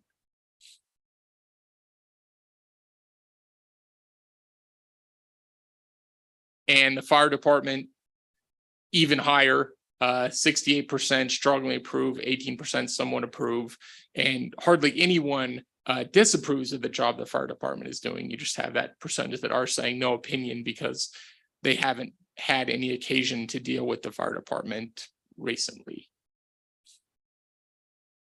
And just drilling down a little bit into more specific aspects of police and public safety, do you approve or disapprove of the fire and emergency response times to calls? And I'll point out about that one and the police response times to calls. Obviously, the no opinion pops up a little bit because, again, they have not been in a situation where they had to rely on those response times. And so they don't feel qualified to give a job approval on that. But overwhelmingly, the highest measurement here is on that fire and emergency response time to calls. Visibility and presence of patrol cars in town, that's up at 76%, at least somewhat approve. And again, that's something where we have seen communities where they either want more or less of that. And so you see the disapprove popping up a little bit. You don't necessarily see a huge number of that here. Police coverage and presence, just a little bit different way of asking rather than patrol cars, but no broad discontent there either. Enforcement of the law, that's at 64% approve. And enforcement of traffic regulations, that's at 59% approve. So again, there's no huge red flags here on the enforcement of traffic regulations. Nearly a quarter are disapproving of the job they're doing. Whatever may be driving that, so much of it maybe is tied back to parking and traffic flow, and it's all kind of interconnected here, at least in this instance. Again, it's an interesting type question. We started asking more questions like this, just given the higher incidence of extreme weather events, whether it's a wildfire or a flood in the state of Colorado. But overwhelmingly, over 2 and 3 respondents agree that the city is well prepared to respond to an emergency situation. 18% say no opinion. But you do have, 9% somewhat disagree and 5% strongly disagree. So the vast majority here are saying, yeah, I feel like we're in a good spot. Interesting kind of differences on the areas there on that specific question. But not overwhelming, but clearly some areas, maybe the areas that perceive themselves to be more in danger if some kind of event like that were to occur. Now, as we're getting here towards the end of the survey, we wanted to ask about city communications. City of Manitou Springs takes resident input into consideration when making decisions. Again, this is a perception that's important for you all to know, right? Do people believe that they kind of have a voice and an ability to provide input that ultimately will be considered? And we do have 53% agreeing, 14% strongly, 39% somewhat. That's slightly above average measurement on this question. In a lot of communities, we see it lower than that. Typically, it kind of corresponds to the size of the community. The smaller the community, the more they feel like their voice is heard, because it's simply easier to be heard, I think, in that case than in some of the larger communities that we have around the area. But 22% strongly disagree. You know, that's kind of a red flag. Someone is feeling like whatever means they're using to provide input, it's not being heard. 16% somewhat disagree. So pretty evenly split here, but to be over 50, I would say, is a high measurement, because a lot of communities are not over 50 on this question.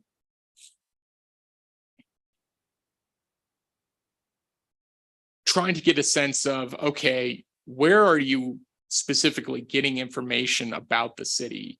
And we're telling them select all that apply. Not surprising, the highest is just simply word of mouth. Right, 59%. 50% know that they can go to the city website, and that's honestly higher than we often see, where people don't spend time going to the city website. So I think you all have done a pretty good job of, okay, if you want to know something, we've got kind of a hub for it. Local newspaper, 43%, Facebook, 43%. I'm sure you all wish that, you know, that Facebook number wasn't quite so high in certain instances, but again, it's not unique to Manitou Springs at all as a community. Social media increasingly is a place where folks are getting information, and you see there 32% on Nextdoor. You know, a decade ago, nobody knew what Nextdoor was, and now 1 out of 3 respondents are using it to get information about the city, right? Colorado Springs Media, 1 in 5, City's weekly report, information posted at City Hall. And I can't see what's the last one there. Oh, just other, whatever kind of a catch-all that may be. So then we asked, okay, how can the city improve their efforts to disseminate information and provide opportunities for engagement? More email and or social media was feedback, text messages, which is, you know, obviously that's how we conducted this survey. Quite a few people said text just like this is great, because a text message is a way to kind of meet someone where they're at, and they don't have to be actively searching for information. You can give it directly to them. Sign postings, electronic signs, that popped more for you all than it does for other communities, I would say. For whatever reason, I don't know if there was like a board that was there and then went away and people miss it. You all would probably have some insight behind that.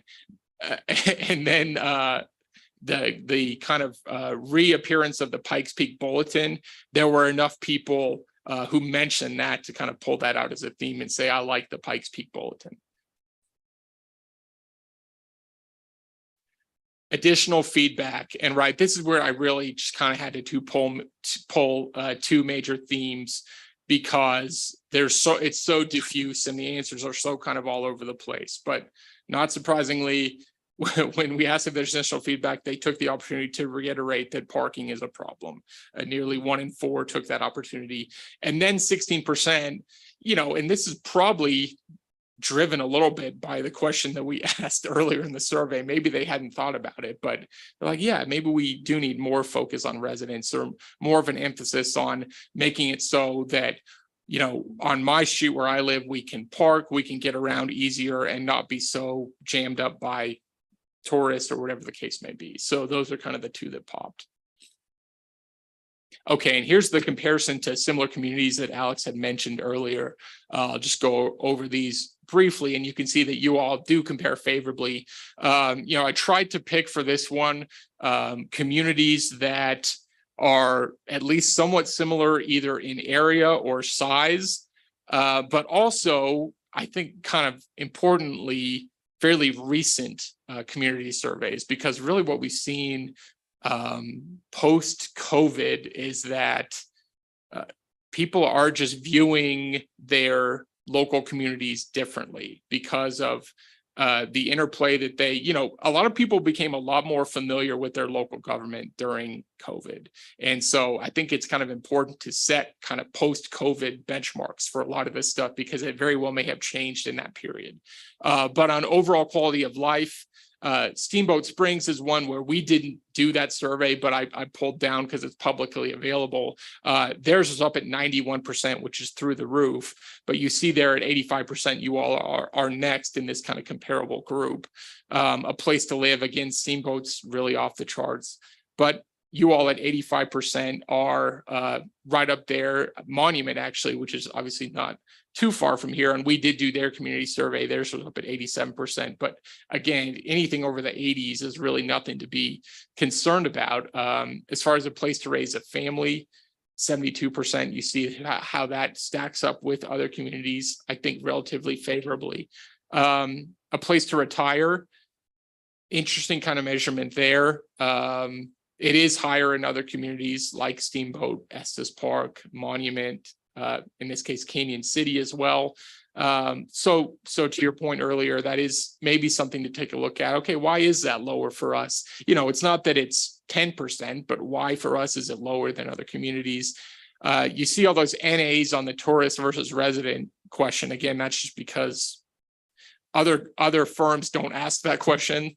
And the first time that we asked it was for Glenwood Springs, and we didn't ask it in Gypsum and Monument when we did their surveys, just because they didn't think it was relevant. But you see there that it's exactly the same measurement that we got in Glenwood Springs, where 27% said that the city was. So what is that 27%? Oh yeah, that's the balance focus. That's right. So that same measurement on the balance also exists in Glenwood. So it's just kind of the nature of having to deal with the kind of community that you are, right? But at least it's good to know that concern that residents have is not unique to you all. And I would imagine that we'd find the same concern among residents in other more tourism aligned communities.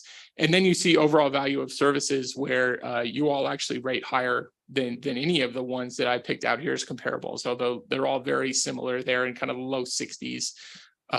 So that's a favorable measurement for you all as well. May I ask you a question? Yes. Where do you get the 27% tourists versus residents, So- 27% Manitou? So there at the top, I've kind of explained that percent is the balance focus for tourists versus residents. So if we go back to that slide, that 27% is the group that believes that there's a balanced focus. On slide. Slide 34. So those are the groups that feel like it's okay? Is that? So there We you have see. 58% there in purple, and I'm wondering why 27% is appearing on that other page. That's what I need help with. So the question was, really, there were four possible answers. When we rate the focus on residents versus tourists, you could answer more focused on tourists than residents, a balanced focus, more focused on residents than tourists, and no opinion.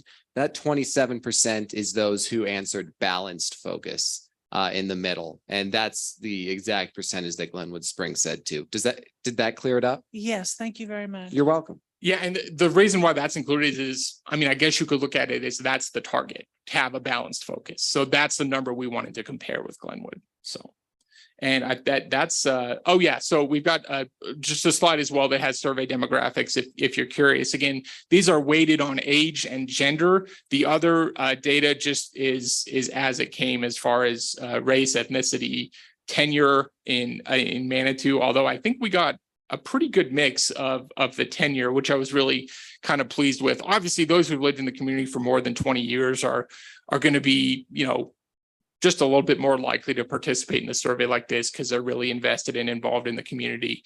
But the fact that we have a pretty good split of the, 20% have been here 1 to 5 years, 23, 6 to 10. So I think we're getting a pretty good cross section of the community in that sense.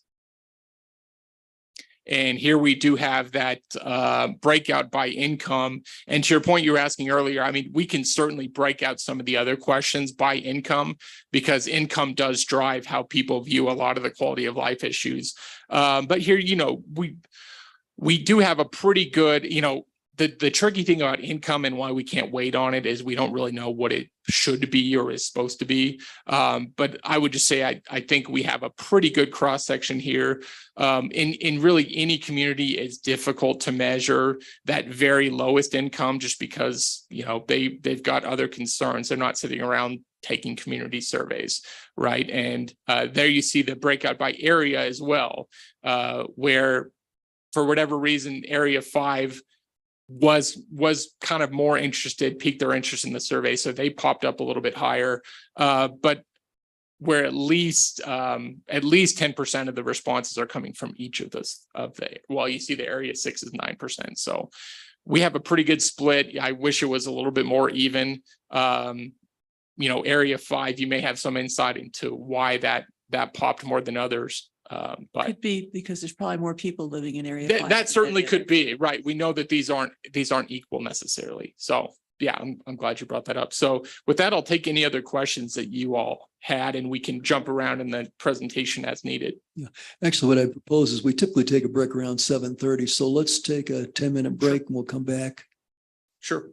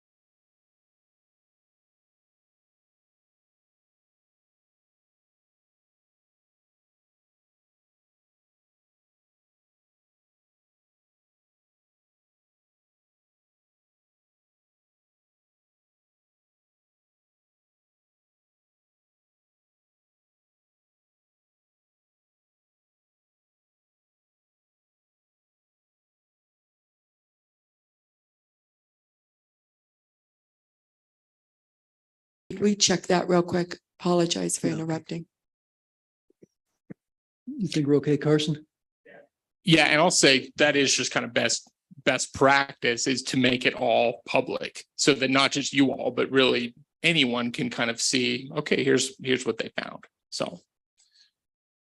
Okay, thank you. Other questions from council? Comments, Judith? Yes, thank you. I think this is one of the most important things we discuss. Because, we're talking about our employees who we work for.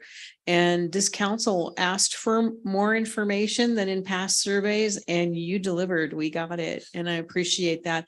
One of the things I appreciate about this survey too is I liked the area data. I was really interested in how some of those answers panned out depending on what area the resident lived in, and it really helped inform me. So I think my only comment is a survey like this is only as good as what we do with the data and how we respond. I'm less interested in how we compare to other towns. I mean, it's great that we're, better than some and worse than others, but to me, it's just like, how are we doing, period, is what I appreciate focusing on. But overall, I was really pleased with the questions asked and the format of the results. And I look forward to doing a deeper dive into the data that Alex sends us. But thank you very much. Yeah, thank you. And to your point, I mean, to me, the most valuable part of a survey like this is to set a benchmark so that you can see how you stack up with yourself 3 years ago and not necessarily other communities, because everyone's unique. Everyone has their own things going on. So. Okay, thank you, Judith. John, did you have a question or comment? Oh, no, okay. A question, and first, thanks. I think this was well done. I was really pleased that you had 515 respondents. One of the things that's plagued us in the past is that we get a low turnout. You get 43 respondents, and you say, what can I derive from that? And that's a little doubtful. But refresh my memory. It's been a while since I took the survey. I don't remember that there was anything that kept a person from responding if they were not a Manitou resident.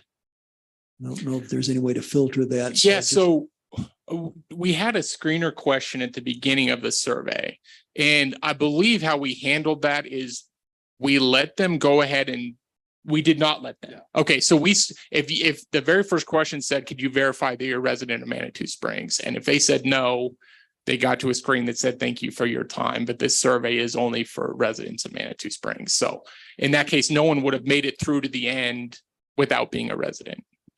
Okay, honest people would not have. Well, But- exactly. But I mean, that's really, I mean, it's hard to filter that. But and I don't want to make a big deal out of it. I mean, it's not perfect, but it's I think certainly good enough to where I think that's such a minor point. Was there anything to prevent multiple responses from the same individual? So yeah, so the way the survey is set up is it can only be taken once per device and once per IP address. So, theoretically, someone could pop around to different IP addresses in town and take the survey multiple times and try to manipulate it that way. Really, we have a couple safeguards in place to prevent that from happening. One is that I will throw out any responses that the person took less than a certain amount of time. And I forget what I had set that at for this survey because it's a long survey.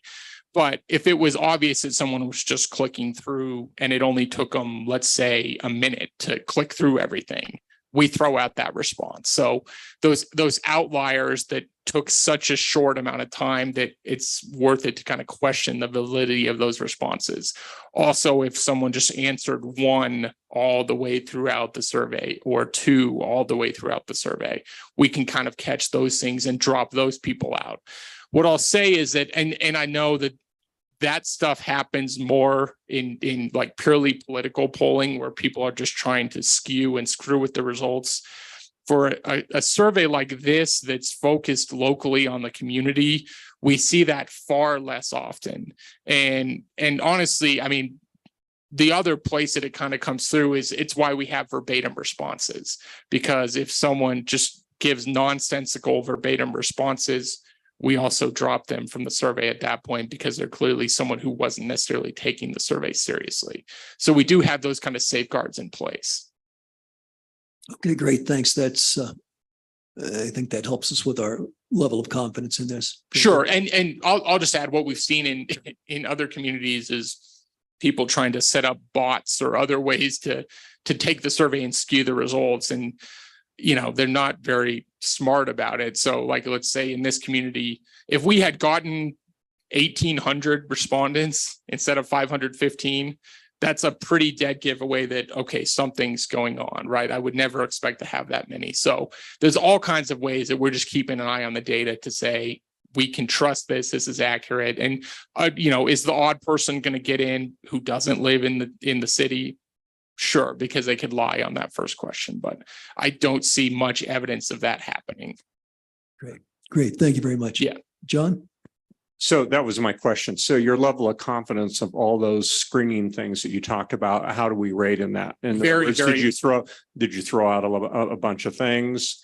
Or were there a bunch of people that answered, oh, I wasn't a resident? And No, there were hardly any that kind of got dropped off on that screener. And I think in this case, there were 5 or 6 that I said, this is a throwaway response. So Oh, okay. clearly there was no, because often what happens is it's someone who tries to do it not just once or twice, but 20, 30 different times and kind of gives themselves away at that point or provides the exact same verbatim responses multiple times. Even though it's like, you know, a paragraph long, it's like, okay, you're clearly, you know, again, just kind of giving yourself away. So as long as we're kind of vigilant and watching for that in the data. And again, the other red flag is just if it was a very high number of responses, that would be a red flag as well. But 515, yeah, it's I was very pleased with it. It's on the high end, but it's not in the stratosphere unbelievable end either. So Real quick, Ryan, do you mind just briefly explaining what a 95% confidence interval of 4% is, just so folks can kind of watching and on city council, just to understand what that Sure. is? Because it's not always really self-known, like when you read that. Sure. So there's the 2 different numbers, right? There's the margin of error, and then there's a 95% confidence interval. So what that basically means is that 95% of the time we're confident it's going to be within the margin of error, plus or minus whatever the number is. So that does, I mean, when you think about it, that leaves open the possibility that there's, you know, a chance that the survey ends up being completely off and wrong as far as the margin of error is concerned. But because of the methodology, because of we know this methodology is accurate because we've been using it for a while now. And, you know, on these community surveys, I kind of understand the concern. It's like, how do we even know this is accurate? Like, you know, shouldn't the you know, do this better so we can interview more people or whatever the case may be. I'll say that we use this same methodology for ballot measure surveys. So you think about putting something on the ballot, we'll ask questions about it, we'll measure support for something on the ballot. And what's great about that is that every November we get a report card, right? Was it accurate or not based on what actually happened in November? And almost always we are within 4 or 5 points of the actual outcome. So very, very confident is, I guess, how I would describe our, you know, confidence in the results. Great. Thank you. Do you have other comments or questions from council? I guess not. So you're going to be sending us some more information. Sure. Great that we have that. I guess this is a good opportunity to ask council if you think you're going to have the information you want, if you have follow-on stuff. Okay. I think we're going to be happy with that. Good. Well, thank you very much. We appreciate the work you've done. I think this is gives us some good insights, nicely presented. Denise, I guess we'll leave it to you if you'd like to present any of this to city employees. I know the firemen and the police should be very proud of the work they're doing based on this, and I can see where that would filter throughout the other members of the city staff. So congratulations. Good job. Yeah, Julie. How often do cities usually repeat their surveys to see if they've improved since the last time? Is there a rule of thumb? So a typical pattern is every 2 years. it's certainly not something that needs to be done every year. I mean, when you think about kind of the lifespan of how these things happen in a city, you know, it could be a year before you're fully ready to address some of this stuff. So it's going to look like you've done nothing, right? But 2 years, maybe even 3 is a more kind of fair and accurate look of, okay, have we moved the needle on these kind of points of concern that we identified? So. Great. Thank you. Okay. Alex, did you have anything else you want to say, or? You are good. No. Okay, okay. I think you guys are good too, so, okay. I think we're done with this agenda item then, so great. Thank you. Okay, hope the traffic's better on the way back. Yeah. Yeah, should be. Okay, great. Next item is under business item H1, resolution number 2223, a resolution of the city of Manitou Springs, Colorado, authorizing the exercise of the city's power of eminent domain to acquire certain real property interests for access to the city's fire training facility. Denise, I'll look to you to start. Jeff will take it, okay? All right. Thank you very much. I'll just really kind of try and give you a brief overview of what's going on here. So the city has a water treatment plant. I think you all know where it's located.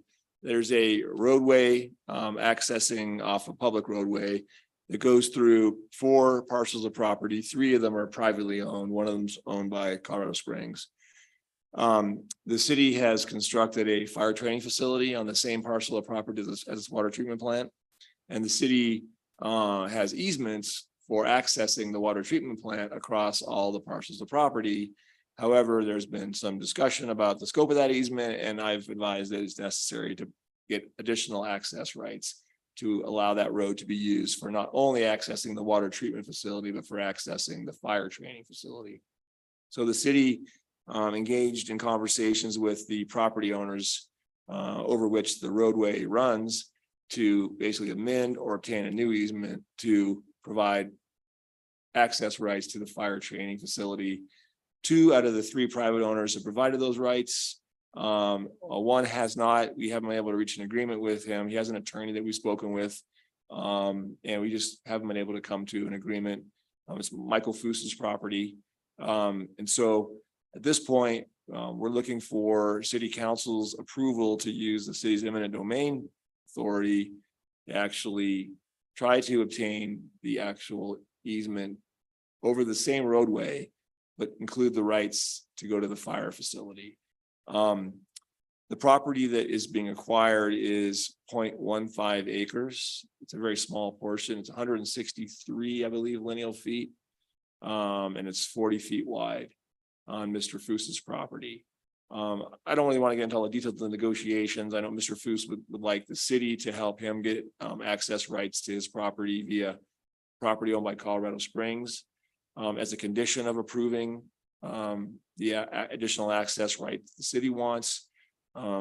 But it's ultimately, I think it's going to get caught up in a lot of back and forth, bringing in a third party, trying to negotiate terms is getting expensive. We've kind of had conversations already. Colorado Springs has indicated they're not willing to do that. So I think we're not really going anywhere with this conversation. Mr. Foos may think differently, but the city has the ability to acquire it via condemnation. And as part of the process, part of the required process is you approve a resolution. Providing notice of the intent to acquire. That's this resolution before you tonight. We're still going to continue to negotiate with Mr. Foos. We have an obligation to enter into good faith negotiations or to continue them for a shorter period of time. They've been going on for quite a while. And then after that, we actually have to make a final written offer of an amount to acquire. And then if that's still not acceptable, we'd have to go to district court and file a petition to actually obtain the additional rights. And there's a process to do that. My firm does that all the time. First, there's 2 steps to it, or there can be 2 steps. One of them is to get the actual rights, which is called immediate possession. There's sometimes a hearing on that. There sometimes isn't. It's usually pretty simple. It's whether the city has a right to do it in the first place. And I wouldn't advise you to do it if I didn't think you had the right to do it. It's pretty clear you have a right to do it. The real issue is the value. The real argument usually between property owners and a governmental entity is how much to pay. So I don't really want to get into the details of the amount, but the city doesn't have it valued very high. Property owners usually think it's worth more. It's not unusual, but we try to offer fair market value, and typically we end up offering somewhat more just to make it go smoothly. So ultimately, we're just trying to acquire the property voluntarily, but if we can't, by passing this resolution, you give us the right to proceed and get it via a court action. Thank you. In just a minute, I was going to ask Denise if she wanted to comment. No, she doesn't. Okay. And once we had questions over here.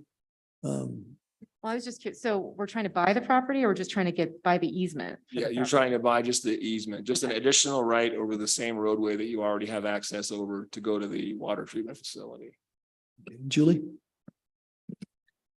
Can you explain how do you determine the value of an easement? I'm curious what kind of comps, how do you Yes. do that? So it typically what you do is you look at like the value for property nearby, or the value that was paid for that property in feet. And then easements are generally worth, there's a rule of thumb depending upon it, half, 40%, 60% of the fee value. But in this case, we already have an easement, we already have a roadway. So you look at the value of the property and fee, you discount it because it's just an easement. And then you look at, well, does this easement affect the remainder of the property, the ability to use the remainder of the property? So there could be some issues there. I think in this case, the value is considerably lower than a typical easement because there's already a roadway there. It's already being used for other purposes, and we don't think it has much of an impact on the property. Did you say you start off by looking at the value of what the owner paid for the property? Is that what you said? Well, you can, yeah. And Oh. in this case, Mr. What if you Foos, bought it a long time ago? right, it makes a big difference. You Yeah. look at how it's increased in value. In this case, Mr. Foos acquired the property relatively recently, so it's a pretty good indicator. So easements, you kind of start off with assuming that an easement would be equal to 50% of the value of That's a the rough rule, property. yeah. And then you take into consideration the other. Yeah, the impact, Elements. the impact of the easement on the property, what kind of easement is it, if this was like a new roadway cutting through the middle of the property and it maybe wreck development rights for the property or somehow caused, a huge issue, it's exclusive easement where nobody else could use it. In this case, the easement's available for use by Mr. Foos as well. So, it doesn't have the same impact as some easements might. And then also, are we required then to have you, from your presentation, does that mean you've already agreed on a easement price for the other property owners, including Colorado Springs? Well, we have not been dealing with the Springs because they're fine with us using their property. We haven't really it's not an issue. I'm forgetting what happened with the Walton property, and it's the Gentile Palmer, and Mr. Palmer donated, it was a donation, right? And actually, I think both the Waltons and the other owners just. 'Cause the donation is a nice tax write-off, isn't it? Depending on the value of the easement, it's not highly valued, so you're not getting. a Well, they huge could say amount it's of money. worth $1 million and hope not to get They audited. could say whatever they want. Yeah, absolutely.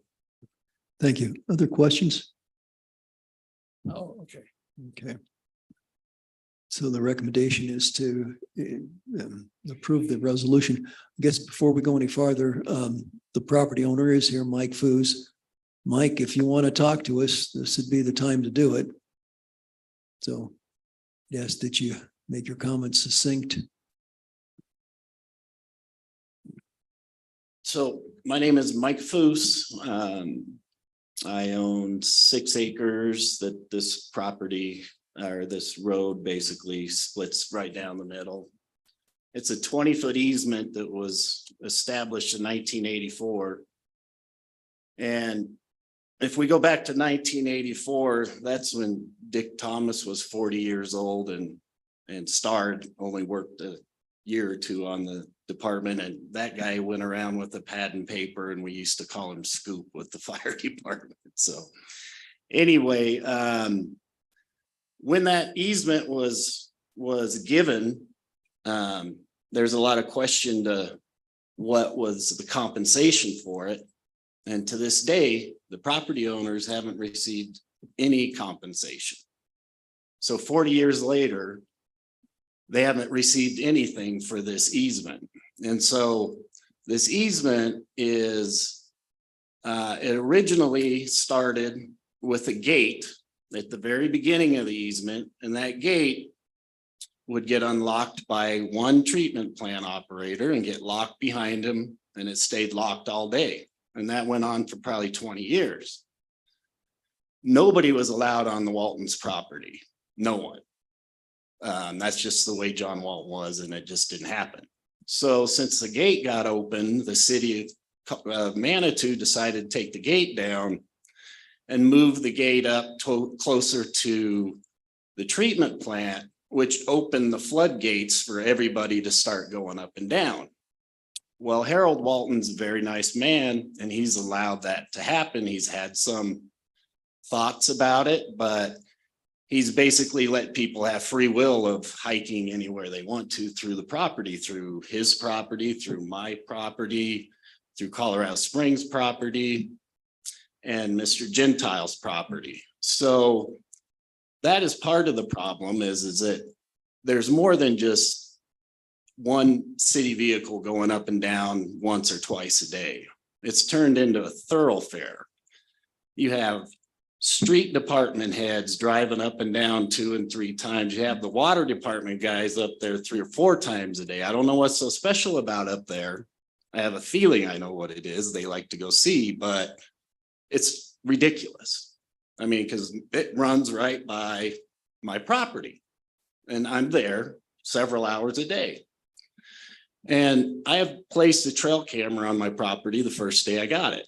So it's just ridiculous. And now you're having citizens that feel entitled that they're coming, they have a direct line to Denise, and anytime somebody does anything, there's a big uproar and you need grading permits, you need this, you need that.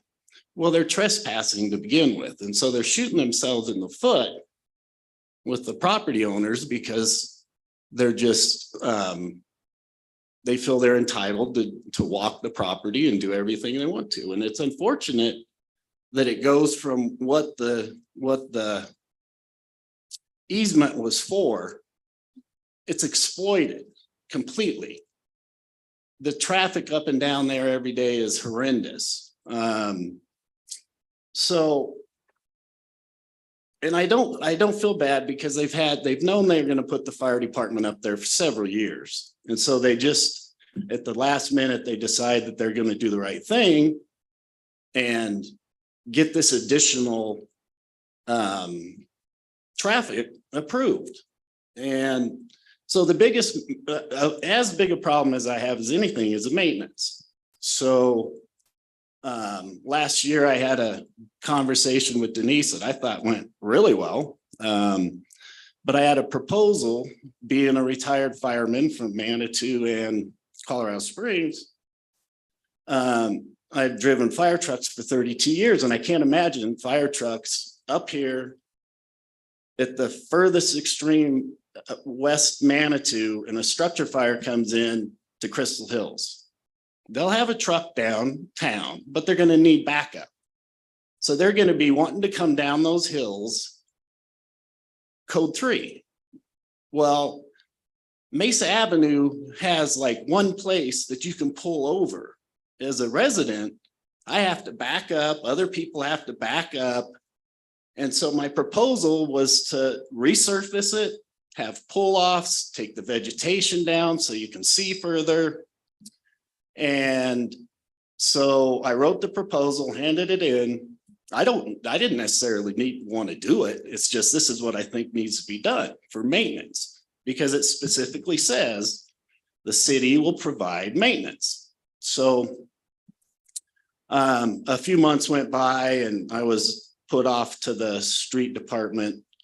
And then it finally came back that they don't have the money to do it. Well, that was last year's budget. They didn't bother to put it in this year's budget. So it still looks the same as it did. Harold Walton's always on the phone with Roy trying to get the thing repaired and fixed, and they'll come patch it a little bit, but there's no plan on what they're going to do with this road when these trucks are going to be barreling up and down there, because they will. They'll have to. They'll be in the position where they're going to have to turn their lights and sirens on. Mike, can you kind of sum it up here? I think we're getting into some tangential history here. If you could speak to the legal points. Oh, the legal points. Okay. So maintenance is a legal point on this. It's part of the agreement. So that's what I was expressing was the maintenance points. The road is being used for way more than just a treatment plant. Previously, the water department to get to French Creek would have to go up Ute Pass, go to Longs Gate Ranch, go up that way and get to French Creek. Nobody does that any longer. They just access Treatment Plant Road, go up on Ute Trail and head over. So all the construction for the French Creek, the hydroelectric plant, the fire department, the new expansion to the treatment plant, that all comes right through my property. And that's not what this easement was. They don't want to change the easement. They just want to keep it the way it is because they love it, because nobody enforces it. And then they just want to add more to it. It doesn't make sense.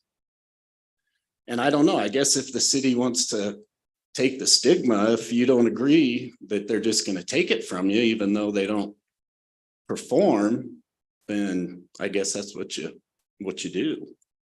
It doesn't make sense. Okay. All right, thank you. Does anyone have any questions for Mr. Foos? I guess not. Okay, thanks, Mike. Mhm. Okay. Julie? This is for Jeff.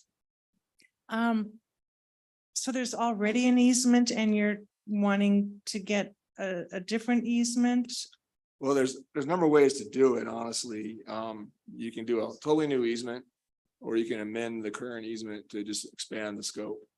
So, okay, that was what I was unclear on. So we Right. have an easement and we're just hoping to extend the land on which the easement. No, just the scope of the right. The scope as right of to- use, the purpose of the use. Oh, okay, the usage. The legal use of the easement, like the easement's not, like as Mr. Foos explained, it's not for anybody in the public to go up and down the easement, down the road. It's for accessing the water treatment plant property for, appears to be water treatment plant related purposes.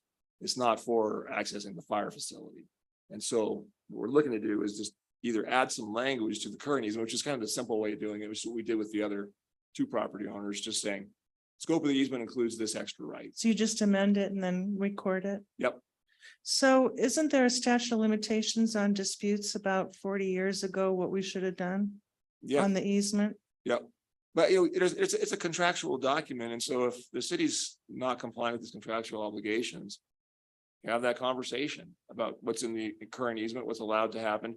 In fact, I think there were some conversations about, amending the whole easement itself and changing terms, thinking what things should we do that weren't done, or everybody has different thoughts, I think. But it kind of came down to at least the two property owners who dealt with it. We just add this extra language, so there's no issues, and we just kept it simple. So, if the city's not complying with its obligations under the easement, I mean, that's an enforceable right, and the city should. So I haven't had these conversations with city staff about any of the issues Mr. Foos mentioned, so I just can't really comment on that. Or are these issues that haven't already come up in your already extensive negotiations together? So I haven't been involved in those aspects of the conversation. I haven't heard any of these issues. Who's been doing the negotiations? Well, it's been city staff.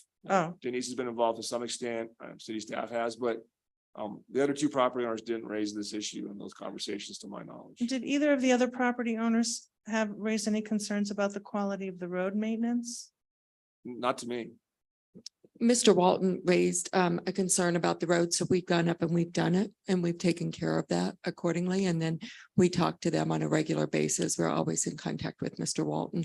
If you see, we have to be careful of when we do it. If you do it during the summertime when there's heavy rains, it won't last very long. So we go up, we grade it. We do take care of that. We need to be up there all the time. So we are managing that. And just additionally, there was conversations about how do we want to address the gate issue? And how do we provide access for all the property owners appropriately? Because there's not just one property owner using the gate. And so we started those conversations, and then it kind of looked like, well, everybody has a different idea about how the gate should be operated. And, we didn't want to agree with one property owner, we're going to do it this way. If then, somebody later comes along and says, I don't want to agree to that.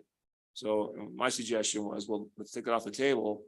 have those conversations with the property owner separately, and if we can all figure out a way to operate the gate appropriately, we could do that. Is the location of the gate still within the easement, the old easement scope, so that it's lawfully within on our land The, that we the have an easement easement on? does address the gate, but I don't know if it actually says exactly where it's supposed to be located. I don't recall. Oh, okay, so it's not clear whether the gate was lawfully moved. Yeah, I haven't heard any, I just don't even know what's being referenced here about it being unlawfully Okay. moved, so I can't really comment. Oh. And has city staff been discussing anything with Mr. Foos's attorney or with Mr. Foos directly? Yeah, only? so we had a call, Denise and I had a call with Mr. Foos's attorney.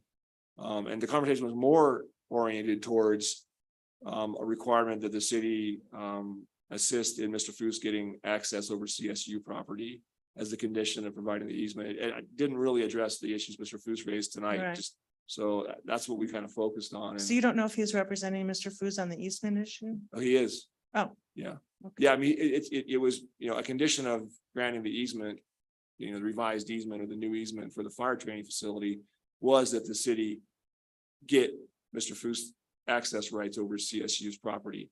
Right. It wasn't totally clear about exactly how we do that, so, And who is Mr. Foos's attorney? Or who told you he was his attorney? Brian Murphy. Oh, okay. So he knows what he's doing. I don't know, Yeah. but he was an attorney. Yeah. Okay, thank you. Yeah. Okay, thank you. Any other questions or comments from council?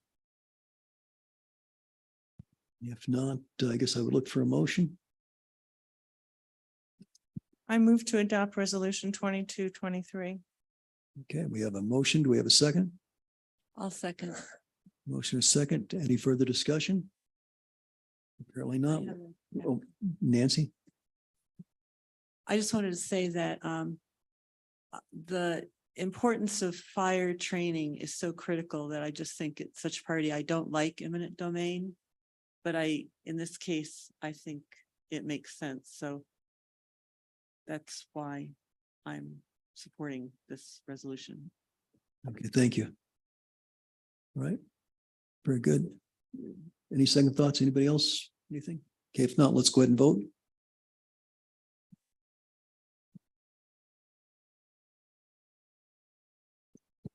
Seven to zero in favor.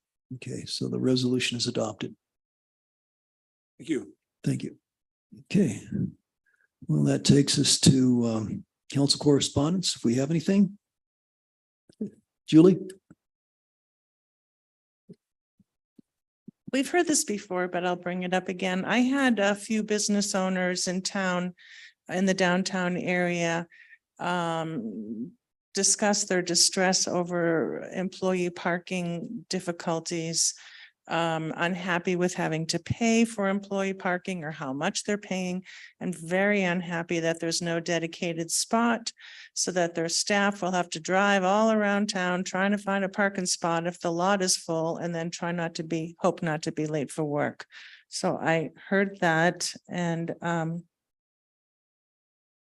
also, there was someone who complained that there was allegedly a lack of notice before the Prospect lot was shut down, and then the residents who used that, Barker House people who used that for their parking had nowhere to go. They were very unhappy with the way the parking department handled that whole thing.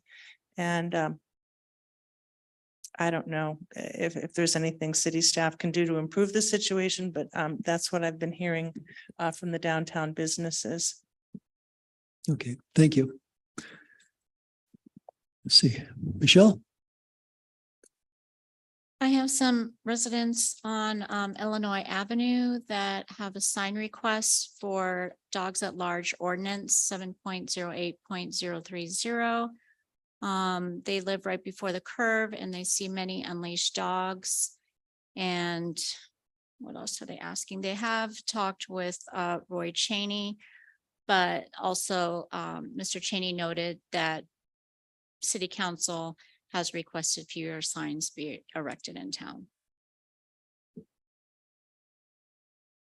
Okay, thank you. Julie again? We'll take, let's give Natalie a chance.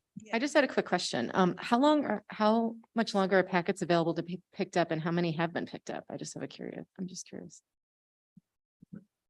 So we've had a total of 12 people pick up petitions and or packets. And we've had 2 that have been turned in with the petitions and the signatures. And how long can folks still pick up packets? The last day to submit those petitions, they can pick them up during the period between August 8th and August 28th. Is the deadline to turn those in. Thank you. Okay, good. Thank you. Julie? Thanks. I forgot one other thing that actually is a little more something that can be resolved. Apparently, there's a 20-mile-an-hour street sign when you come off of when you're going around the roundabout at Serpentine, when you're coming down from up the pass, and it's hidden by trees, branches, people can't see it. And some of the local residents are thinking that there is a chance that if the branches are cut down so you can actually see the sign, then maybe people will actually drive a little slower because speeding is such an issue when they come barreling down the exit ramp. So that was one thing I thought maybe staff could help with. Great, thank you. Anything else? If not, let's go to the city administrator's report. Good evening. I have several things to mention. The RFPs for the DDA study and the Plan Manitou have been received, so they're reviewing those now by a selection committee. I received an email. I haven't received the official document, but we did receive a grant for the drainage code update from DOLA also, which is a very big thing because we don't have that in place. We say, go see Colorado Springs or go see the counties. So this will be the first time we will have it, have our own. So that's big. We also received a grant to purchase additional wildlife resistant trash cans for residents from the Colorado Parks and Wildlife. So we did receive that grant. So that's another big grant that we got. Library is now through regional building. So we're getting ready to post that RFP. So that's been completely through and we have the permit to move forward with that. We did receive the contract for the water tank from DOLA. So that contract is finally signed and we can start signing additional contracts and getting the water tank ordered. We have our RFP out for that also. So hopefully we can get that because that's 9 months, 6 to 9 months to even receive the water tank. So we got to get that out as soon as possible. We did submit the grant for DOLA to assist with the police remodel and hope to present to DOLA in October. They did help with the architectural part of it. So we're hoping that they will help with the second part of the police remodel. I did send out an email due to our HR department and the hard work that they did with our negotiations for the health benefits and insurance. We will receive 0 increase next year. And that's big. I haven't heard of another one that's done that. That will help both the general fund and our employees. So I wanted to send that out. The Creek Walk project, we hope to wrap that up by the end of August, weather permitting, of course. And then the ribbon cutting for the EV charging station happened last week. And all of you were there. And I thought that was excellent. Staff is working hard on storm drains and tree trimming. As you know, the storm came in and we're trying to get all those clean again, which does take some time. So we're working on that. We've had 674 C-Click fix and we've closed 660 of them.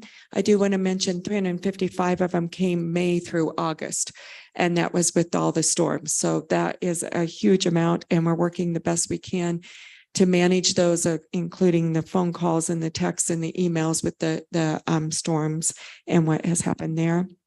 We're planning on striping Ruxton and to do a few improvements to the walking areas, upgrading the delineators, adding crosswalks across Winter and extending the path length closer to Iron Springs Chateau. So we're hoping to get that done and have that out. And then we're working on neighborhood roads and trying to get some bids out for those also. So lots is going on within the city. And as always, if you have questions, you can always give me a call. Great, thanks. Julie? I just have a follow-up. So do you know when the bear proof cans would be available for residents to apply for? No, but we'll get that out to you. We just got notice last Thursday or Friday, so we'll be working on that. And will they be available to people for free again? I or- don't have all those details, Julie, Oh. but we will definitely get that out. Thanks. You bet. Well, and I forgot to mention, actually, I regret to inform you that we don't have enough business next week to have a meeting. So we will not have a meeting next Tuesday. And the following Tuesday is the fifth Tuesday, so we're going to be off for 2 weeks. Our next meeting will be a regular meeting on September the 5th. So unless there's any objections, I'll ask for a motion to adjourn. Do we have a second? Okay, motion is second. All in favor, say aye. Aye. Okay. Good night. Thanks, everybody.